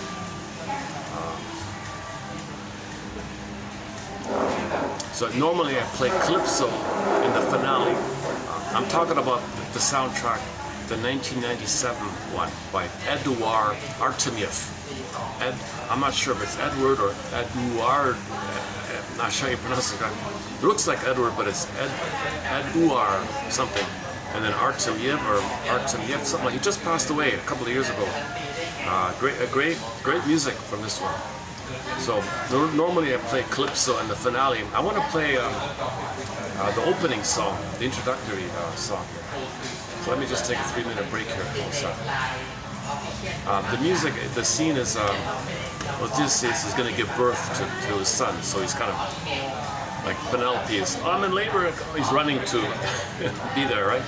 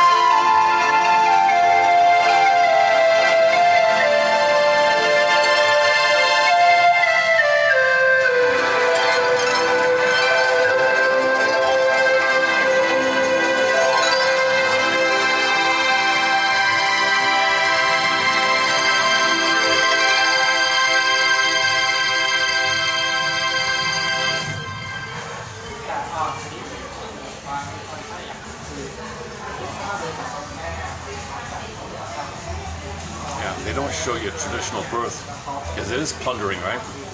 So he's separated. They don't show you natural birth, actually, ironically. Okay. Let's continue here. It seems fitting that Odysseus must descend into Hades. Hades just means the emotion of shame. A metaphor for the emotion of shame. Hell is a burning, biting feeling. A fiery, burning, biting feeling. So it's symbolized as a place called hell or Hades, right? In order to have the knowledge necessary to complete the journey. You want to find your home. You're not going to find your home if you don't ever face the shame and your real feelings of the trauma. You got to face the shame of having been traumatized by your mother. You got to face the shame of that. She was entitled. She was angry. She was so blind to the child, and the child felt shame. Got to face the shame called hell. So that's underworld. The self does not develop solely by conscious means. Yeah, it makes perfect sense. You're not going to consciously think your way to emotional health. You feel your way to health. You don't think your way to health. Thinking is part of it. Thinking just leads you to the feeling. The self doesn't develop solely by conscious, rational means. Not only must the unconscious world be acknowledged, it must also be explored. Okay, that's the line where you're nothing without the gods, right? So when Poseidon shouts it, who are you? Who are you, Poseidon? Man is nothing without the gods. Not only must the unconscious world be acknowledged, so you got to acknowledge me. You're nothing without this. You can't find your home if you don't face the unconscious. Hades is also part of the unconscious. Hades in the underworld, right? Unconscious. And then so there's two scenes of this. The first one in the early on, right? And you kind of so something kept him going, right? He thought his arrogance kept him going. No, Poseidon helped him. Poseidon helped him survive the whole thing, right? So he's still around because of Poseidon. Because of Poseidon, Poseidon sent one of his monsters to gobble up a guy who was going to warn the others about the horse. So one guy, the seer, was gonna, no, that's a trick, don't trust those tricky, he's a wily, tricky guy, don't trust him, I'm telling you, it's a trick, don't do it. And that guy was gobbled up. So that's why he succeeded and all that. Had Poseidon not intervened to gobble up the guy, they would have been all lost, right, like all the other ones. So after that happened, see, I win, I'm so superior. You ungrateful, you know what? I helped you here. And you're not even thanking me. You're not even acknowledging me. I'm telling you, you're nothing without the gods, right? Okay, so he kind of brushes it off. I don't know what you're talking about, kind of. So he's kind of part way like. So there's a second round of that where he doesn't fully yet. He's getting glimpses of the unconscious and being authentic, wanting to find home. So hang on. Let me go to the scene here. Here's the second round with Poseidon. Because he still doesn't quite get it. So here's a second round with Poseidon. Temporarily, somebody managed to post a copy of the miniseries. It's only the digitized version. Like I mentioned yesterday, if you can get the VHS. Buy a secondhand VHS player from a secondhand used electronic shop or whatever. See if you can get an online. Hopefully it's still around, a VHS of the original Odyssey, and you see the whole thing properly. Okay, this mainly the sirens and the mass idea, and a couple of other scenes they took out. The Lestigonians they took out. One where he plundered a place they took out. They took out 3 major segments out. So, anyways, the digitized version is available temporarily here. So before this gets taken down, let's play a second clip from Poseidon.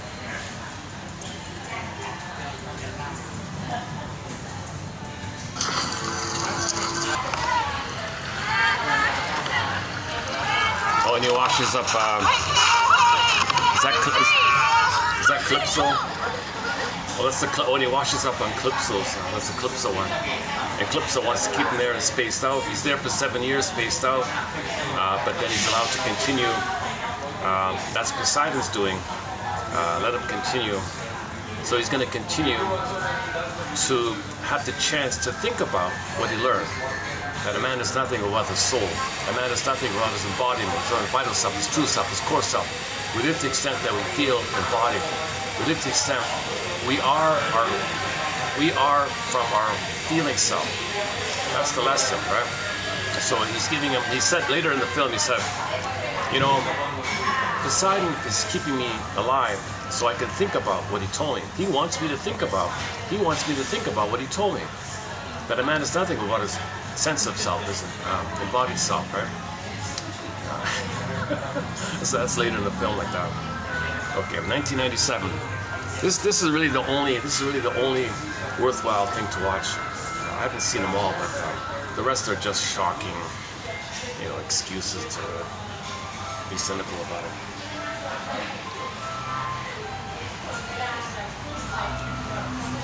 Yeah, see, the first time around, I want you to suffer. You know, man, it's nothing about it. You gotta feel. You're an individual. I helped you. You're so arrogant. You're gonna suffer. You didn't get it. So that's the second time around. He's still kind of an arrogant kind of character. He's part way, right? He's got a potential. Everybody's got the potential. So you gotta suffer more. You still don't get it. He's almost a goner, right? You still don't get it. I'm not trying to punish you. I'm not trying to knock you out. I want you to heal. Well, how do I heal? What do you want me to know? I'm confused here. Well, you are nothing without your inner home, your embodiment.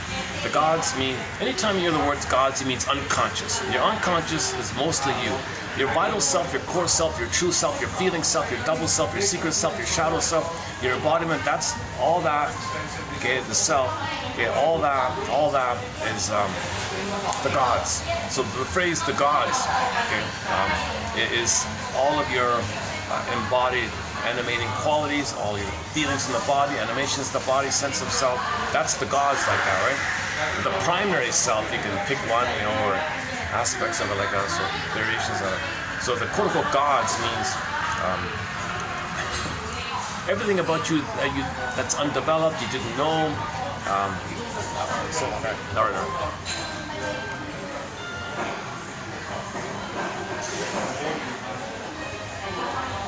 Did you see Jim Henson? Jim Henson did the special effects. So Jim Henson and the puppets. He made the wave look like a speaking, right? And he also did the Scylla, the sea monster gobbling up. It's pretty good at 1997. This is done in the middle of Turkey somewhere. Turkey, Italy, or in that kind of area. So. Incredible scenery there, this place. Oh, another one about, do I have a Scylla here? Oh, before I forget, here's another bit about the Scylla one.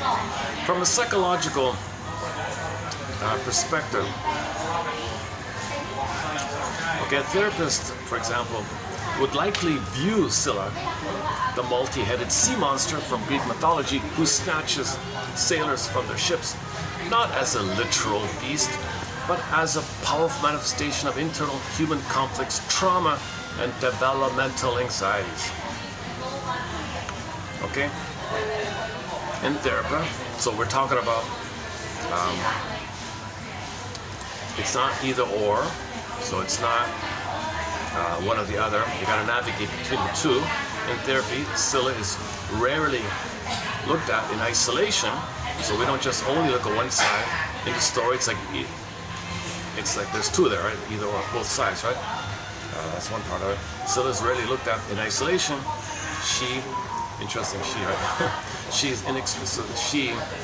So your soul is feminine, right? Feminine, but when you're hurt, it turns into a sea monster. So your own innocent little girl, you know, inside. Personification of the soul, sometimes like a little girl like that. But if it's wounded over time, armor and rage devouring sea monster. So in the mythology, Scylla was originally a little girl, poof, cursed monster, you know, idea. That's talking about trauma. Symbol of trauma. Scylla is a symbol of trauma. She is inextricably linked to Chabrus, the whirlpool, the nearby whirlpool. Together they represent the ultimate catch-22, or severe double bind. That double bind, catch-22. Damned if you do, damned if you don't. Damned this way, damned that way. Which way do you go? How do you navigate between between the two, which is the lesser evil, so to speak. Okay, the clinical view. The therapist would see this as a classic representation of either or thinking. Okay, you got to get out of either or thinking, binary thinking. A client might feel that choosing A, Scylla, will result in a sharp, painful, immediate loss, while B, option B, Shabris, threatens overwhelming loss.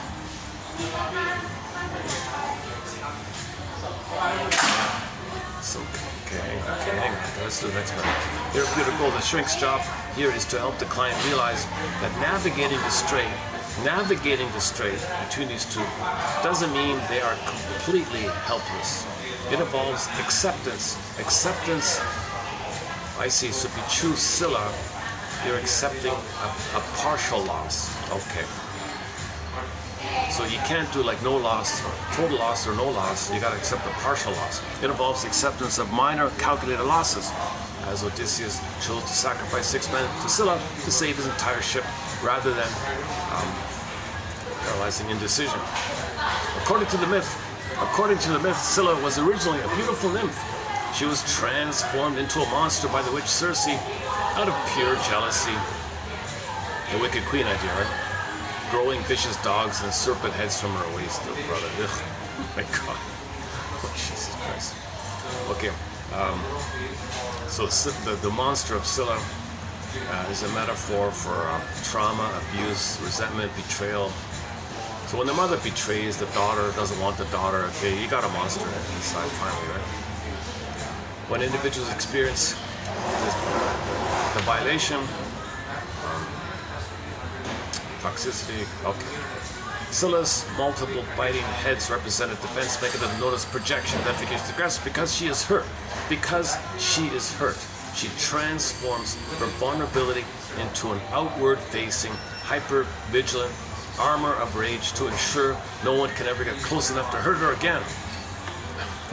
So think about any woman who's one of these snapdragon women or something, I don't know, who barks you all the time. It's kind of like that. All right. I'm not getting borrowed, I'm not trusting, I control you.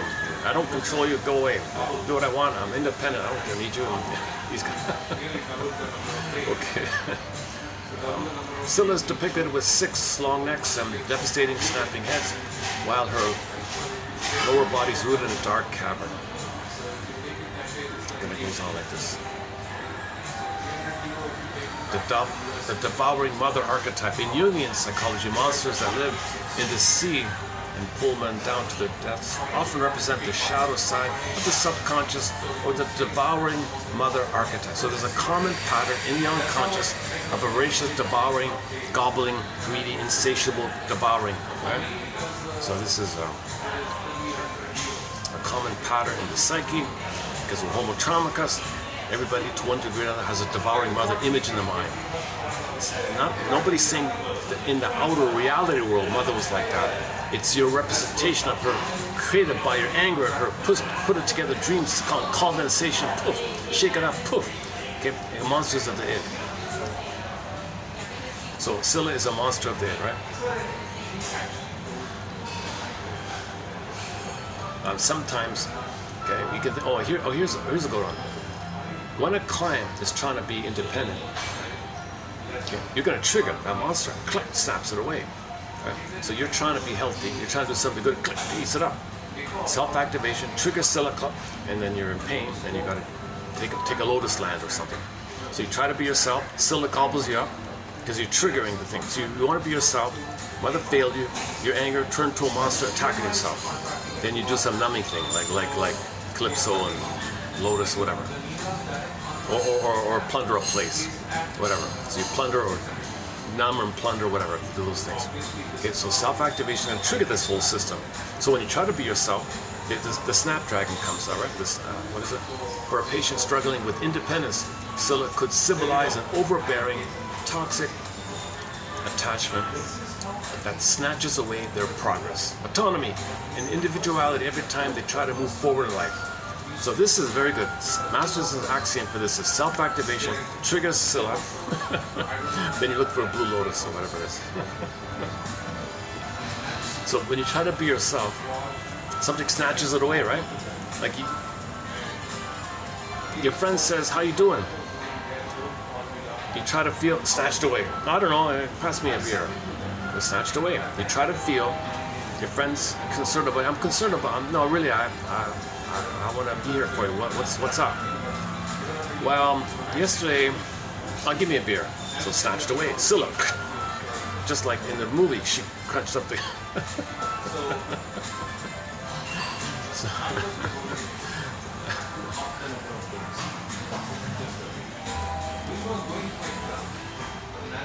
okay, let's go back. Okay, we finished with Scylla. Oh boy. Okay. The people beside me on their laptops don't seem to mind. All right. Next part here.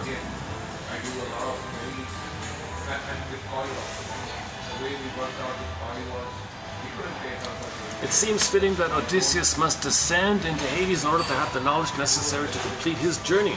The self does not develop solely by conscious rational means. Not only must the unconscious world be acknowledged, we just talked about, but it must also be explored. Okay, here's an interesting one. Yeah. So why does, when he goes in the underworld, why does he have to give the lamb or whatever to the ghosts, right? By providing blood to the spirits in Hades, Odysseus is giving them life force or energy. So you're making them alive. You're connecting. So you're going to connect to something unknown about you, but that's dangerous. Can you accept what you're bringing unknown to you up to life again? So you need help like that, because if it's too much, it overwhelms you. So you're going to give some life to something that's denied in you, something repressed in you, giving a life. The metaphors will sacrifice the lamb to it, the blood of the lamb. So that means, or whatever it is, the ram or whatever. So that means Odysseus went in the underworld. He threw in gave all the ghosts. I think he threw it in the water, and how does it go again? I don't know. The ghosts could get some food from the lamb or the ram or whatever. That means something denied in him, something repressed in him, something quote unquote dead in him, denied in him, denied, dead, denied, make it alive, makes it feel again. So it's come alive again. So now you're going to feel alive again. So you're allowing, that means you want to feel alive again. So you're nourishing and accepting. So you're giving food by seeing and recognizing, by going in there with a lantern. I have a lantern, and here you go. You're starving, you're hungry. Well, let me recognize that's food. So you're connecting. You're connecting with aspects of yourself. You're connecting with your dying.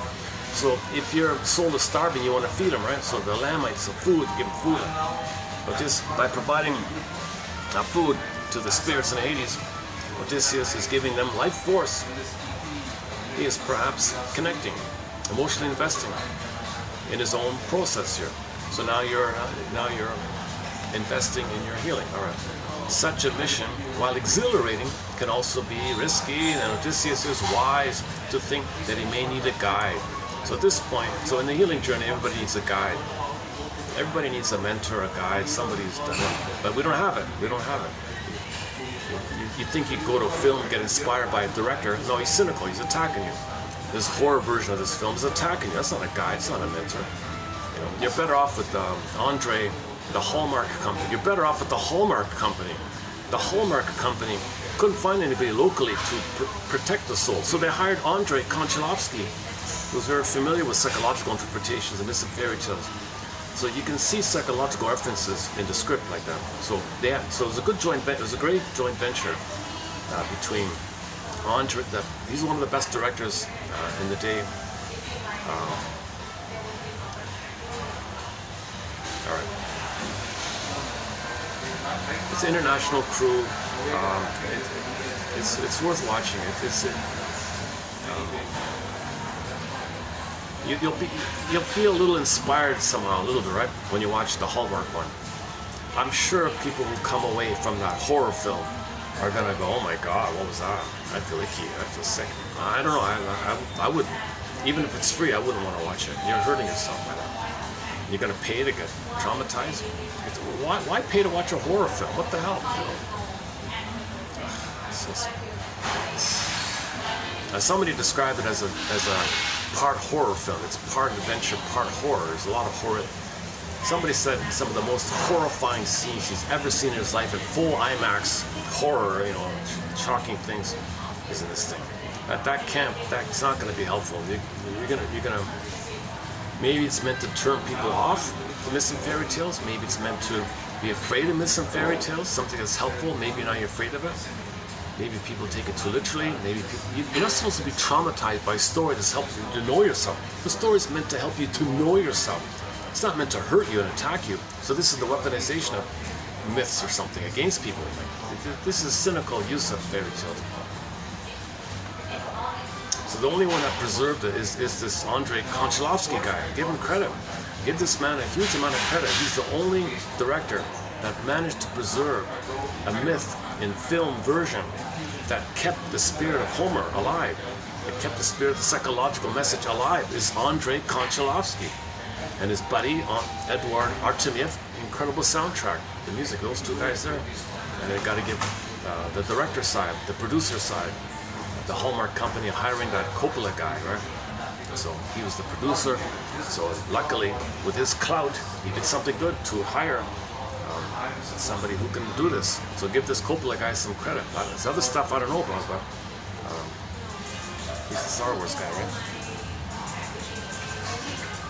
So maybe he's making up for the Star Wars mess up. Maybe he's trying to clean himself for all that stuff. I don't know. That's a Star Wars, yeah. Okay.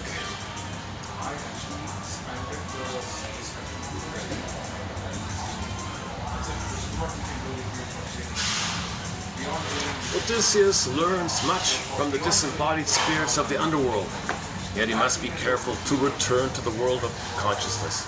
For example, many people in the hospital, many people in the psych ward, many schizophrenic patients seem to have dawdled too long on the shores of the river Styx and no longer can find their way back. Find your way back to the world of consciousness.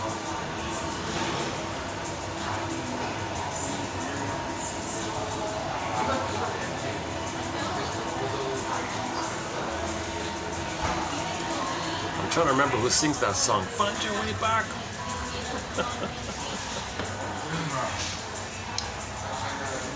So you could say people in a psych ward, they can't continue, they're stuck on the shores of the river Styx. Okay, what about the Cyclops? Okay, with Odysseus' final taunt, braggadocio taunt, the Cyclops complained to his father Poseidon. Hey Poseidon, look what he did to me. Oh, I'm very angry. I helped him and he hurt you. I helped this guy and he attacked my own son. Oh my God, oh, you're gonna suffer, man. Not punishment, suffer.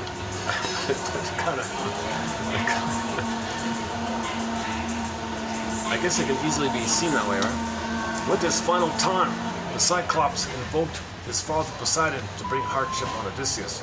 Thus began Odysseus' years of wandering, right? 19 years of wandering, was it? In some versions, it's 10 for the first and 10 on the back, so it's 20 years all in or something. Some say it was whatever it was, 10 and then 19, so 20, I don't know what it is. So it's somewhere between, let's just say 20. My understanding was it was 10 in the plundering mode, right? And then 10 on the return or something.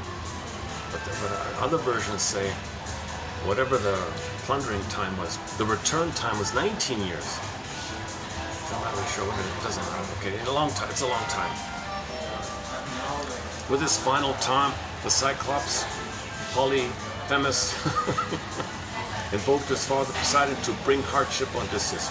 Thus began Odysseus' years of wandering before he was permitted to return home.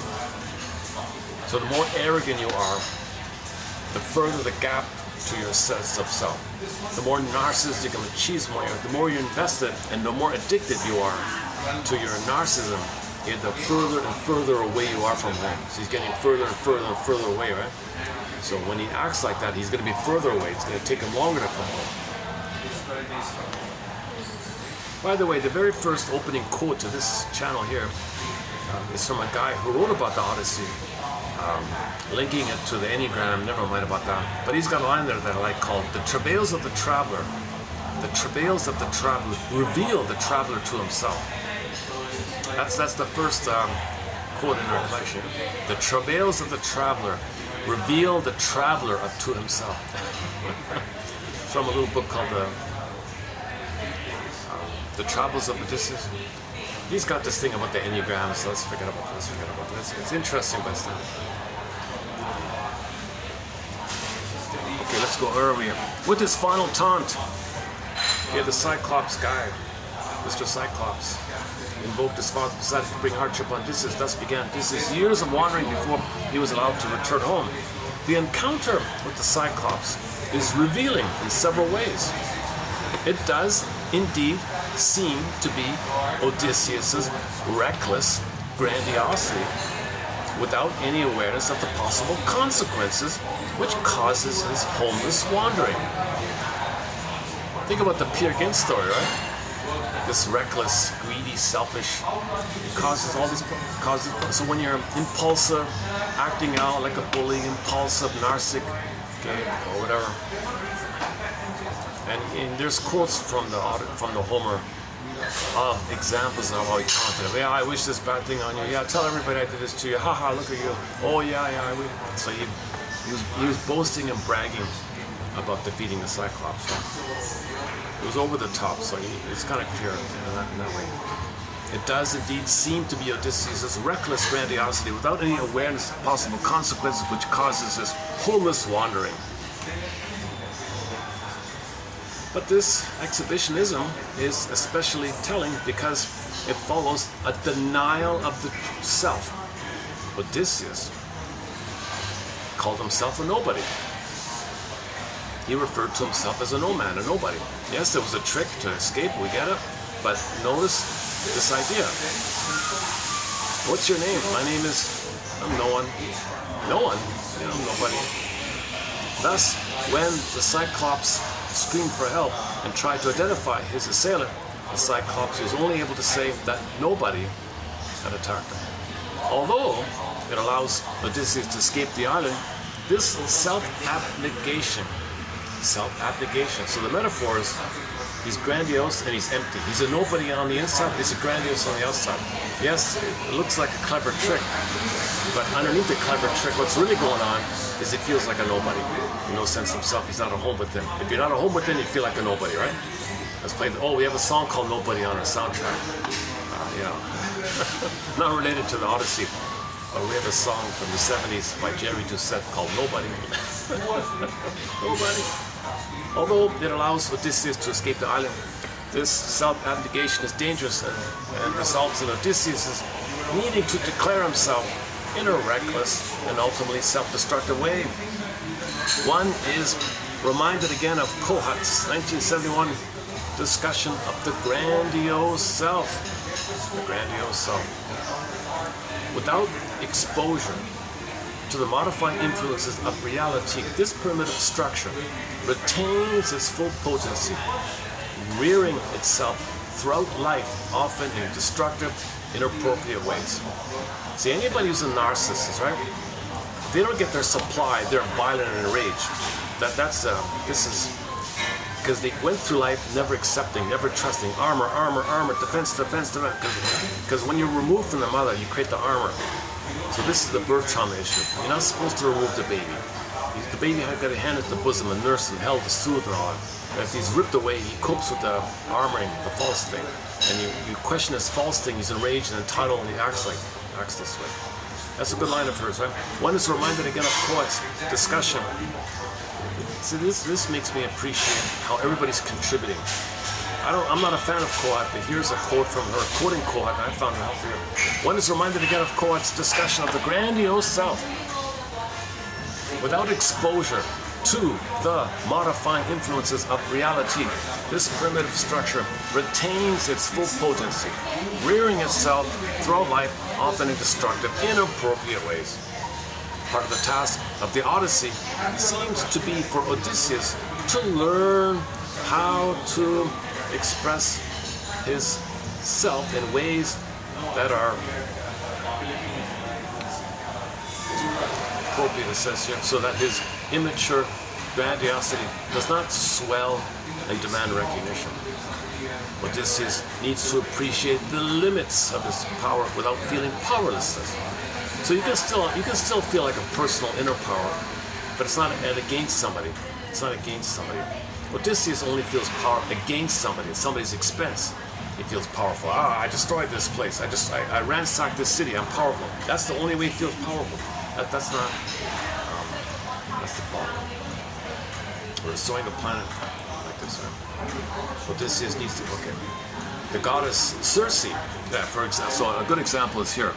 Circe reminds Odysseus for thinking that he can tackle Scylla. Quote, Circe says. So this is Homer speaking. Homer speaking in the role of us. Homer's line for Circe.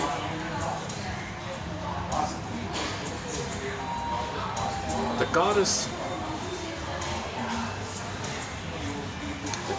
Circe cried out at me as an obstinate fool, always spoiling for a fight and welcoming trouble. Quote, so you are not prepared to give in even to immortal gods? I tell you, Scylla was not born for this. This thing is just there. This is something to shun.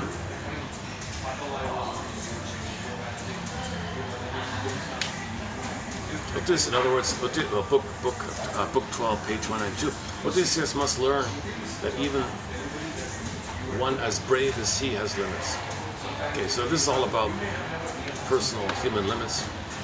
Okay, Odysseus' exhibitionism and narcissistic rage are tamed during the course of the journey. This does not result in the impoverishment of the self. This does not result in the impoverishment of the self, but rather, as in Odysseus' case, realistic goals and ambitions develop as part of a healthier self whose awareness of costs and consequences allows one to plan successful actions. So that's when he coaches the son. Don't be impulsive. We got a plan here. So when he gets back, right? Hey, what do I do here? Athena said, the gods don't do for you what you don't do for yourself. Wow. Moved him into a poor old man as a beggar, disguised. The miniseries is humorous. Andrei Konchalovsky includes some comedic elements to lighten the load, and the music and the comedy. It's a great balance. I'm telling you, that Hallmark thing did a great job. Hallmark and Andrei Konchalovsky and the whole crew, they did a really good job. Get the VHS. If you can get the VHS, man, oh man. The DVD is still good, the DVD. And for the time being, as I'm posting now, there's a copy of it online here. It'll probably get pulled down. Hopefully it'll come back again. So watch it while it's available. These things keep getting pulled down. Come on, Hallmark. Leave it for everybody. Release the original. the VHS version.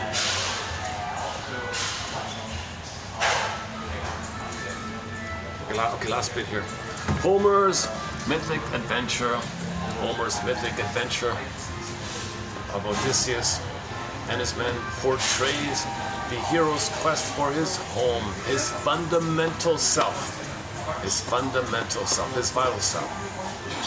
As with all myths or stories, its power lies as much in what it does not say directly as in what it does. That's the subtlety of the film, right? To let you recognize something inwardly somehow.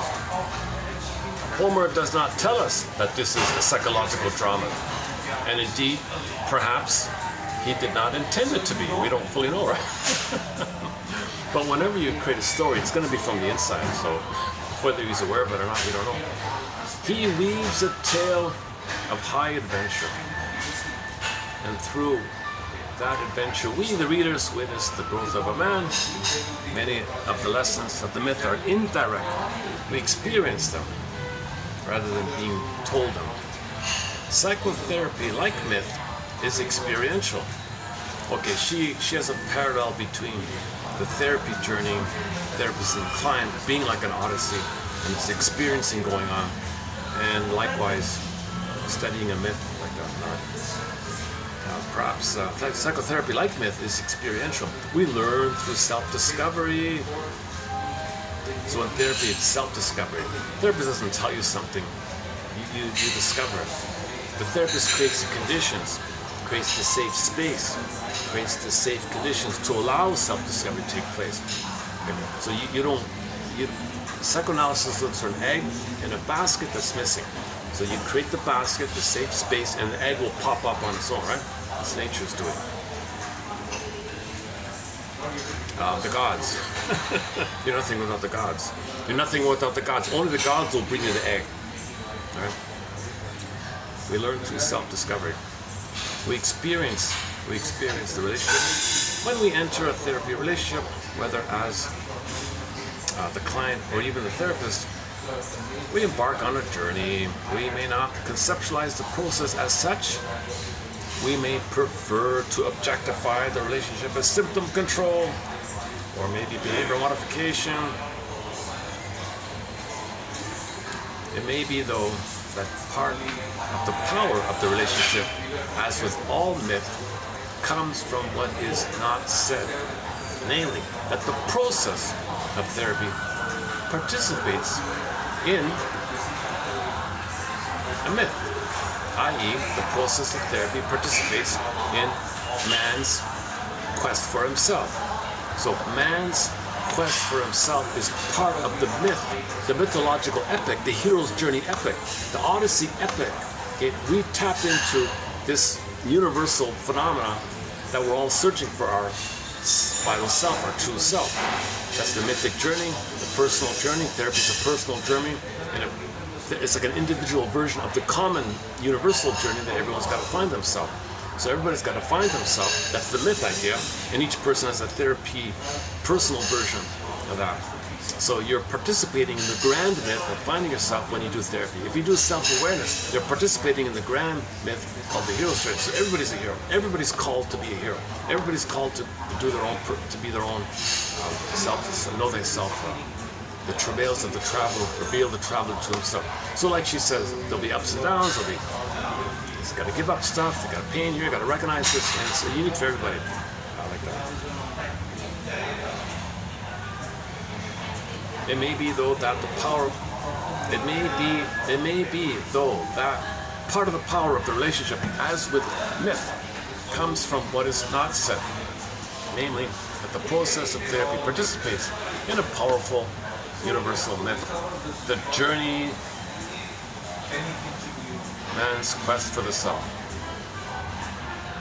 The journey, man's quest for the self. Is that it? Oh, that's one. Oh, okay. Just some little supplementary. Just a couple of supplementary points here. Mr. Young,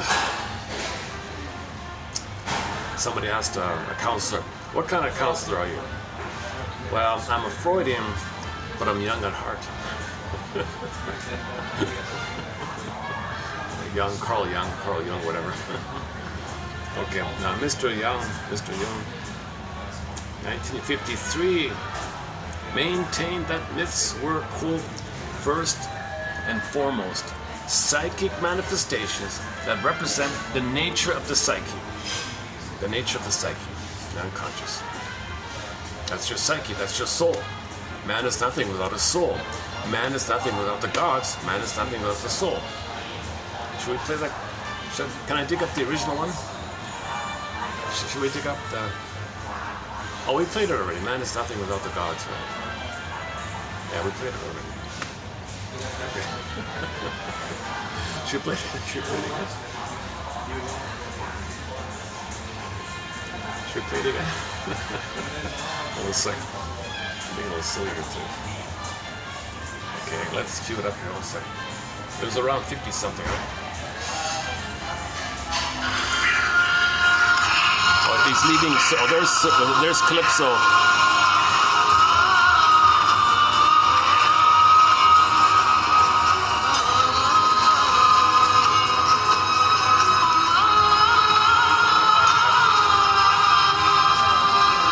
He built a raft.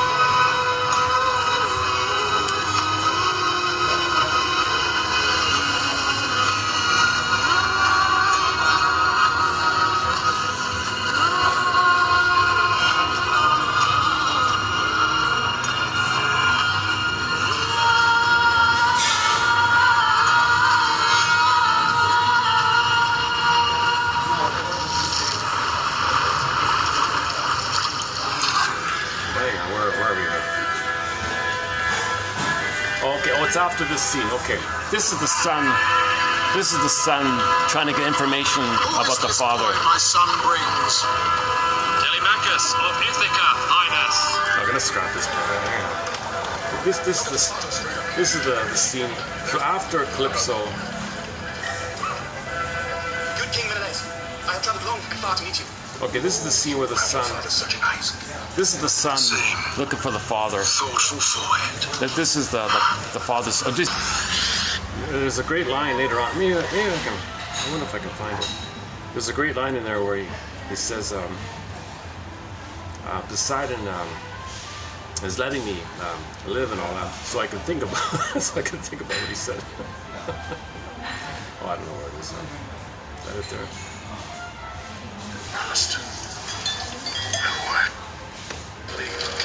Okay, sure.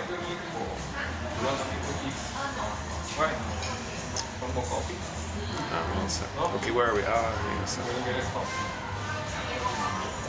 Okay, Young maintained that myths were first and foremost psychic manifestations that represent the nature of the psyche.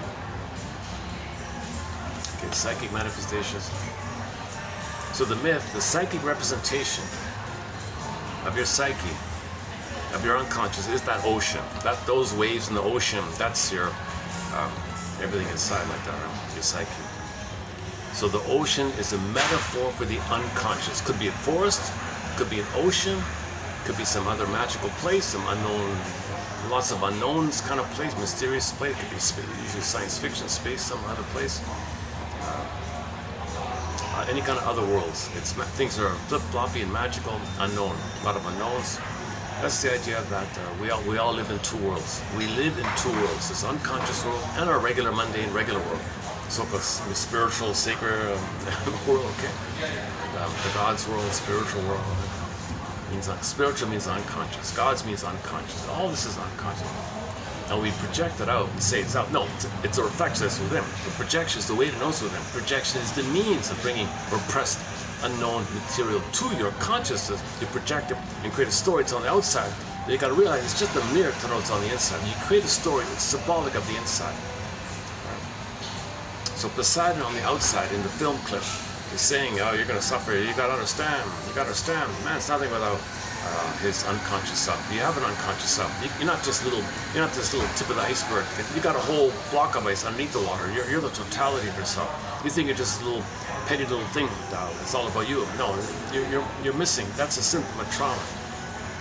All that ice under the water is the Poseidon area. That's your soul, really, right?"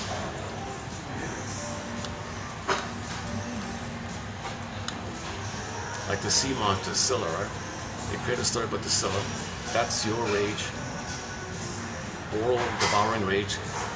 Wanting mother's love, blocked her, attacking yourself. So it's attacking yourself. So this is inner critic. So Scylla is the inner critic, self-saboteur, fifth column idea. And when you try to be yourself, it snaps at you, right?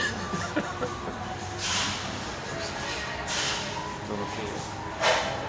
Still doing okay. All right. Okay, where are we here?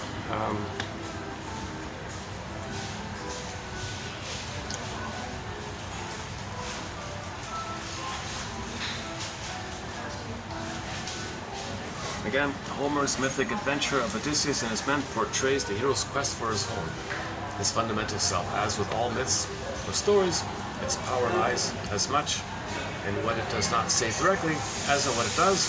Homer doesn't tell us that this is a psychological drama. And perhaps maybe he didn't intend it that way. But anybody who's a poet or an interpretive writer of some kind, he's trying to make it conscious. He weaves it, and if it survives over time, then you touch something unconscious. If a fairy tale survives, if a fairy tale's still around today, like Cinderella or something, you know, Snow White, etc. Where are we?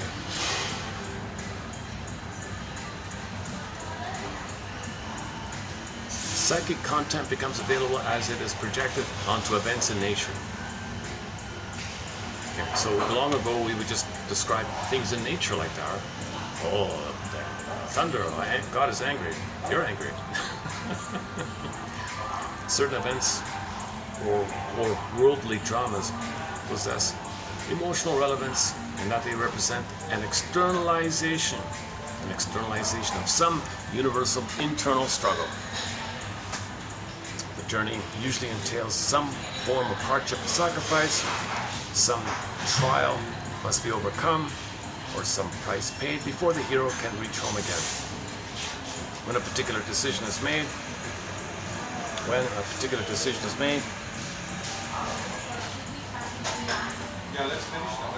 does that necessarily alter future options, or can one retrace one's steps and take a different turn in the road? Can certain therapies that emphasize the so-called rebirth, like the primal scream, rebirthing, thing like John Off, those kind of things, the focus on these kind of things, it seems to imply that one can redo the past experiences and proceed from a new beginning. In one opinion, such an approach would differ from a therapy that emphasized the acceptance of past choices and past events and the creation of future options out of a respect for the past choices. So can you respect yourself for coping this way? Can you respect and thank yourself for dealing with the trauma? Or you can approach it that way, or see if you can redo it. Okay, so we don't have a clear answer. The journey myth as a vehicle. The journey myth as a vehicle for experiencing intrapsychic progress and growth raises more questions than answers. Rather than robbing the myth of its power, this ambiguity enhances the richness of the myth. After all, human growth does not proceed in a stereotyped way. There are almost as many ways to make the journey as there are individual travelers. The travails of the traveler reveal the traveler to himself. So that's everybody's unique journey, but we all have that journey. We all have the journey in common, but everyone has a unique version. Maybe I should move here. How are we doing here? I don't want to. Everybody's still around me. Nobody seems bothered by my talking. What is it here? 420. Let me plug this back in. I gotta keep this charged. And another thing they mentioned that I think this is something which you have to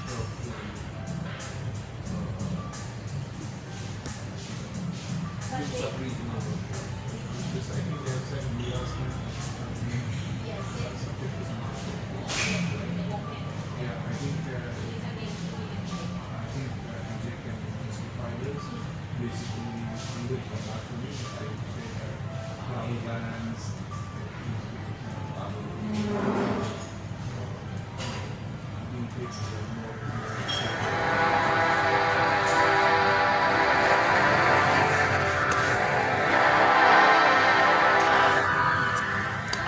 This is the song.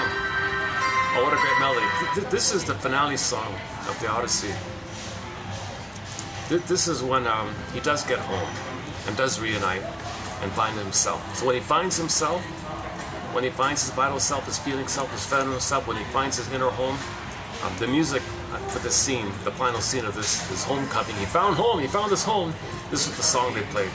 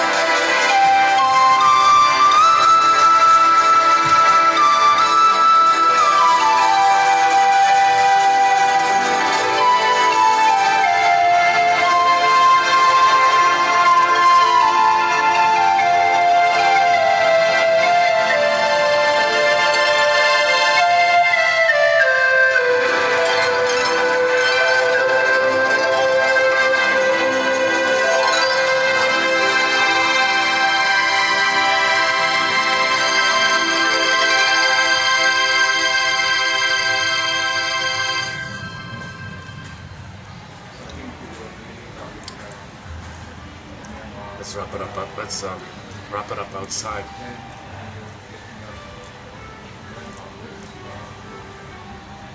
Since it's noisy outside, let's close up with a rock song.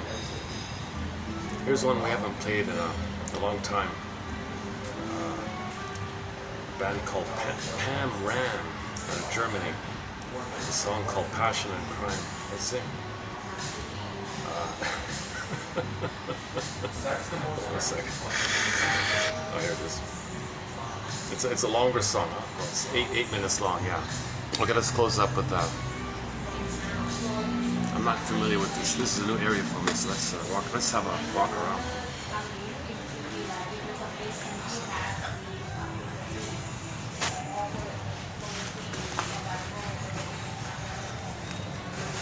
Doors right. I just noticed the doors right there.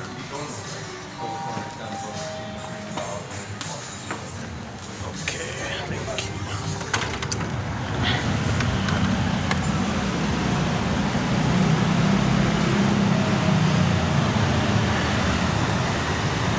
Okay, to be updated. Maybe in the next video I'll try to update it a little bit. So in the meantime, let's wrap it up with some rock music here. And I'll see you in the next video. Submitted for your approval consideration. Should you choose to accept it, while it's still on YouTube, while it's still around, look for the mini-series. Okay, the one starring Armand Assante, the Italian, the famous Italian actor, the handsome Italian guy, okay? Okay, he stars in it. He plays Odysseus. Okay, Hallmark produced it. Directed by Andrei Konchalovsky. A great production. It's 3 hours. It's posted as it's posted in 2 parts currently. So while it's still available, while it's still around, before it gets pulled down, watch the Hallmark with the Muppets. Jim Henson and the Muppets. Okay, Jim Henson created the Scylla eating the people. Submitted for your approval consideration. Should you choose to accept it. Thanks very much. I'll see you. Oh, a baby's here. Hang on. Baby's a mother and a baby just suddenly appeared. Wait a second. Okay, submitted for your approval and consideration. Should you choose to accept it. Oh, I can walk down here. I'll see you in the next video.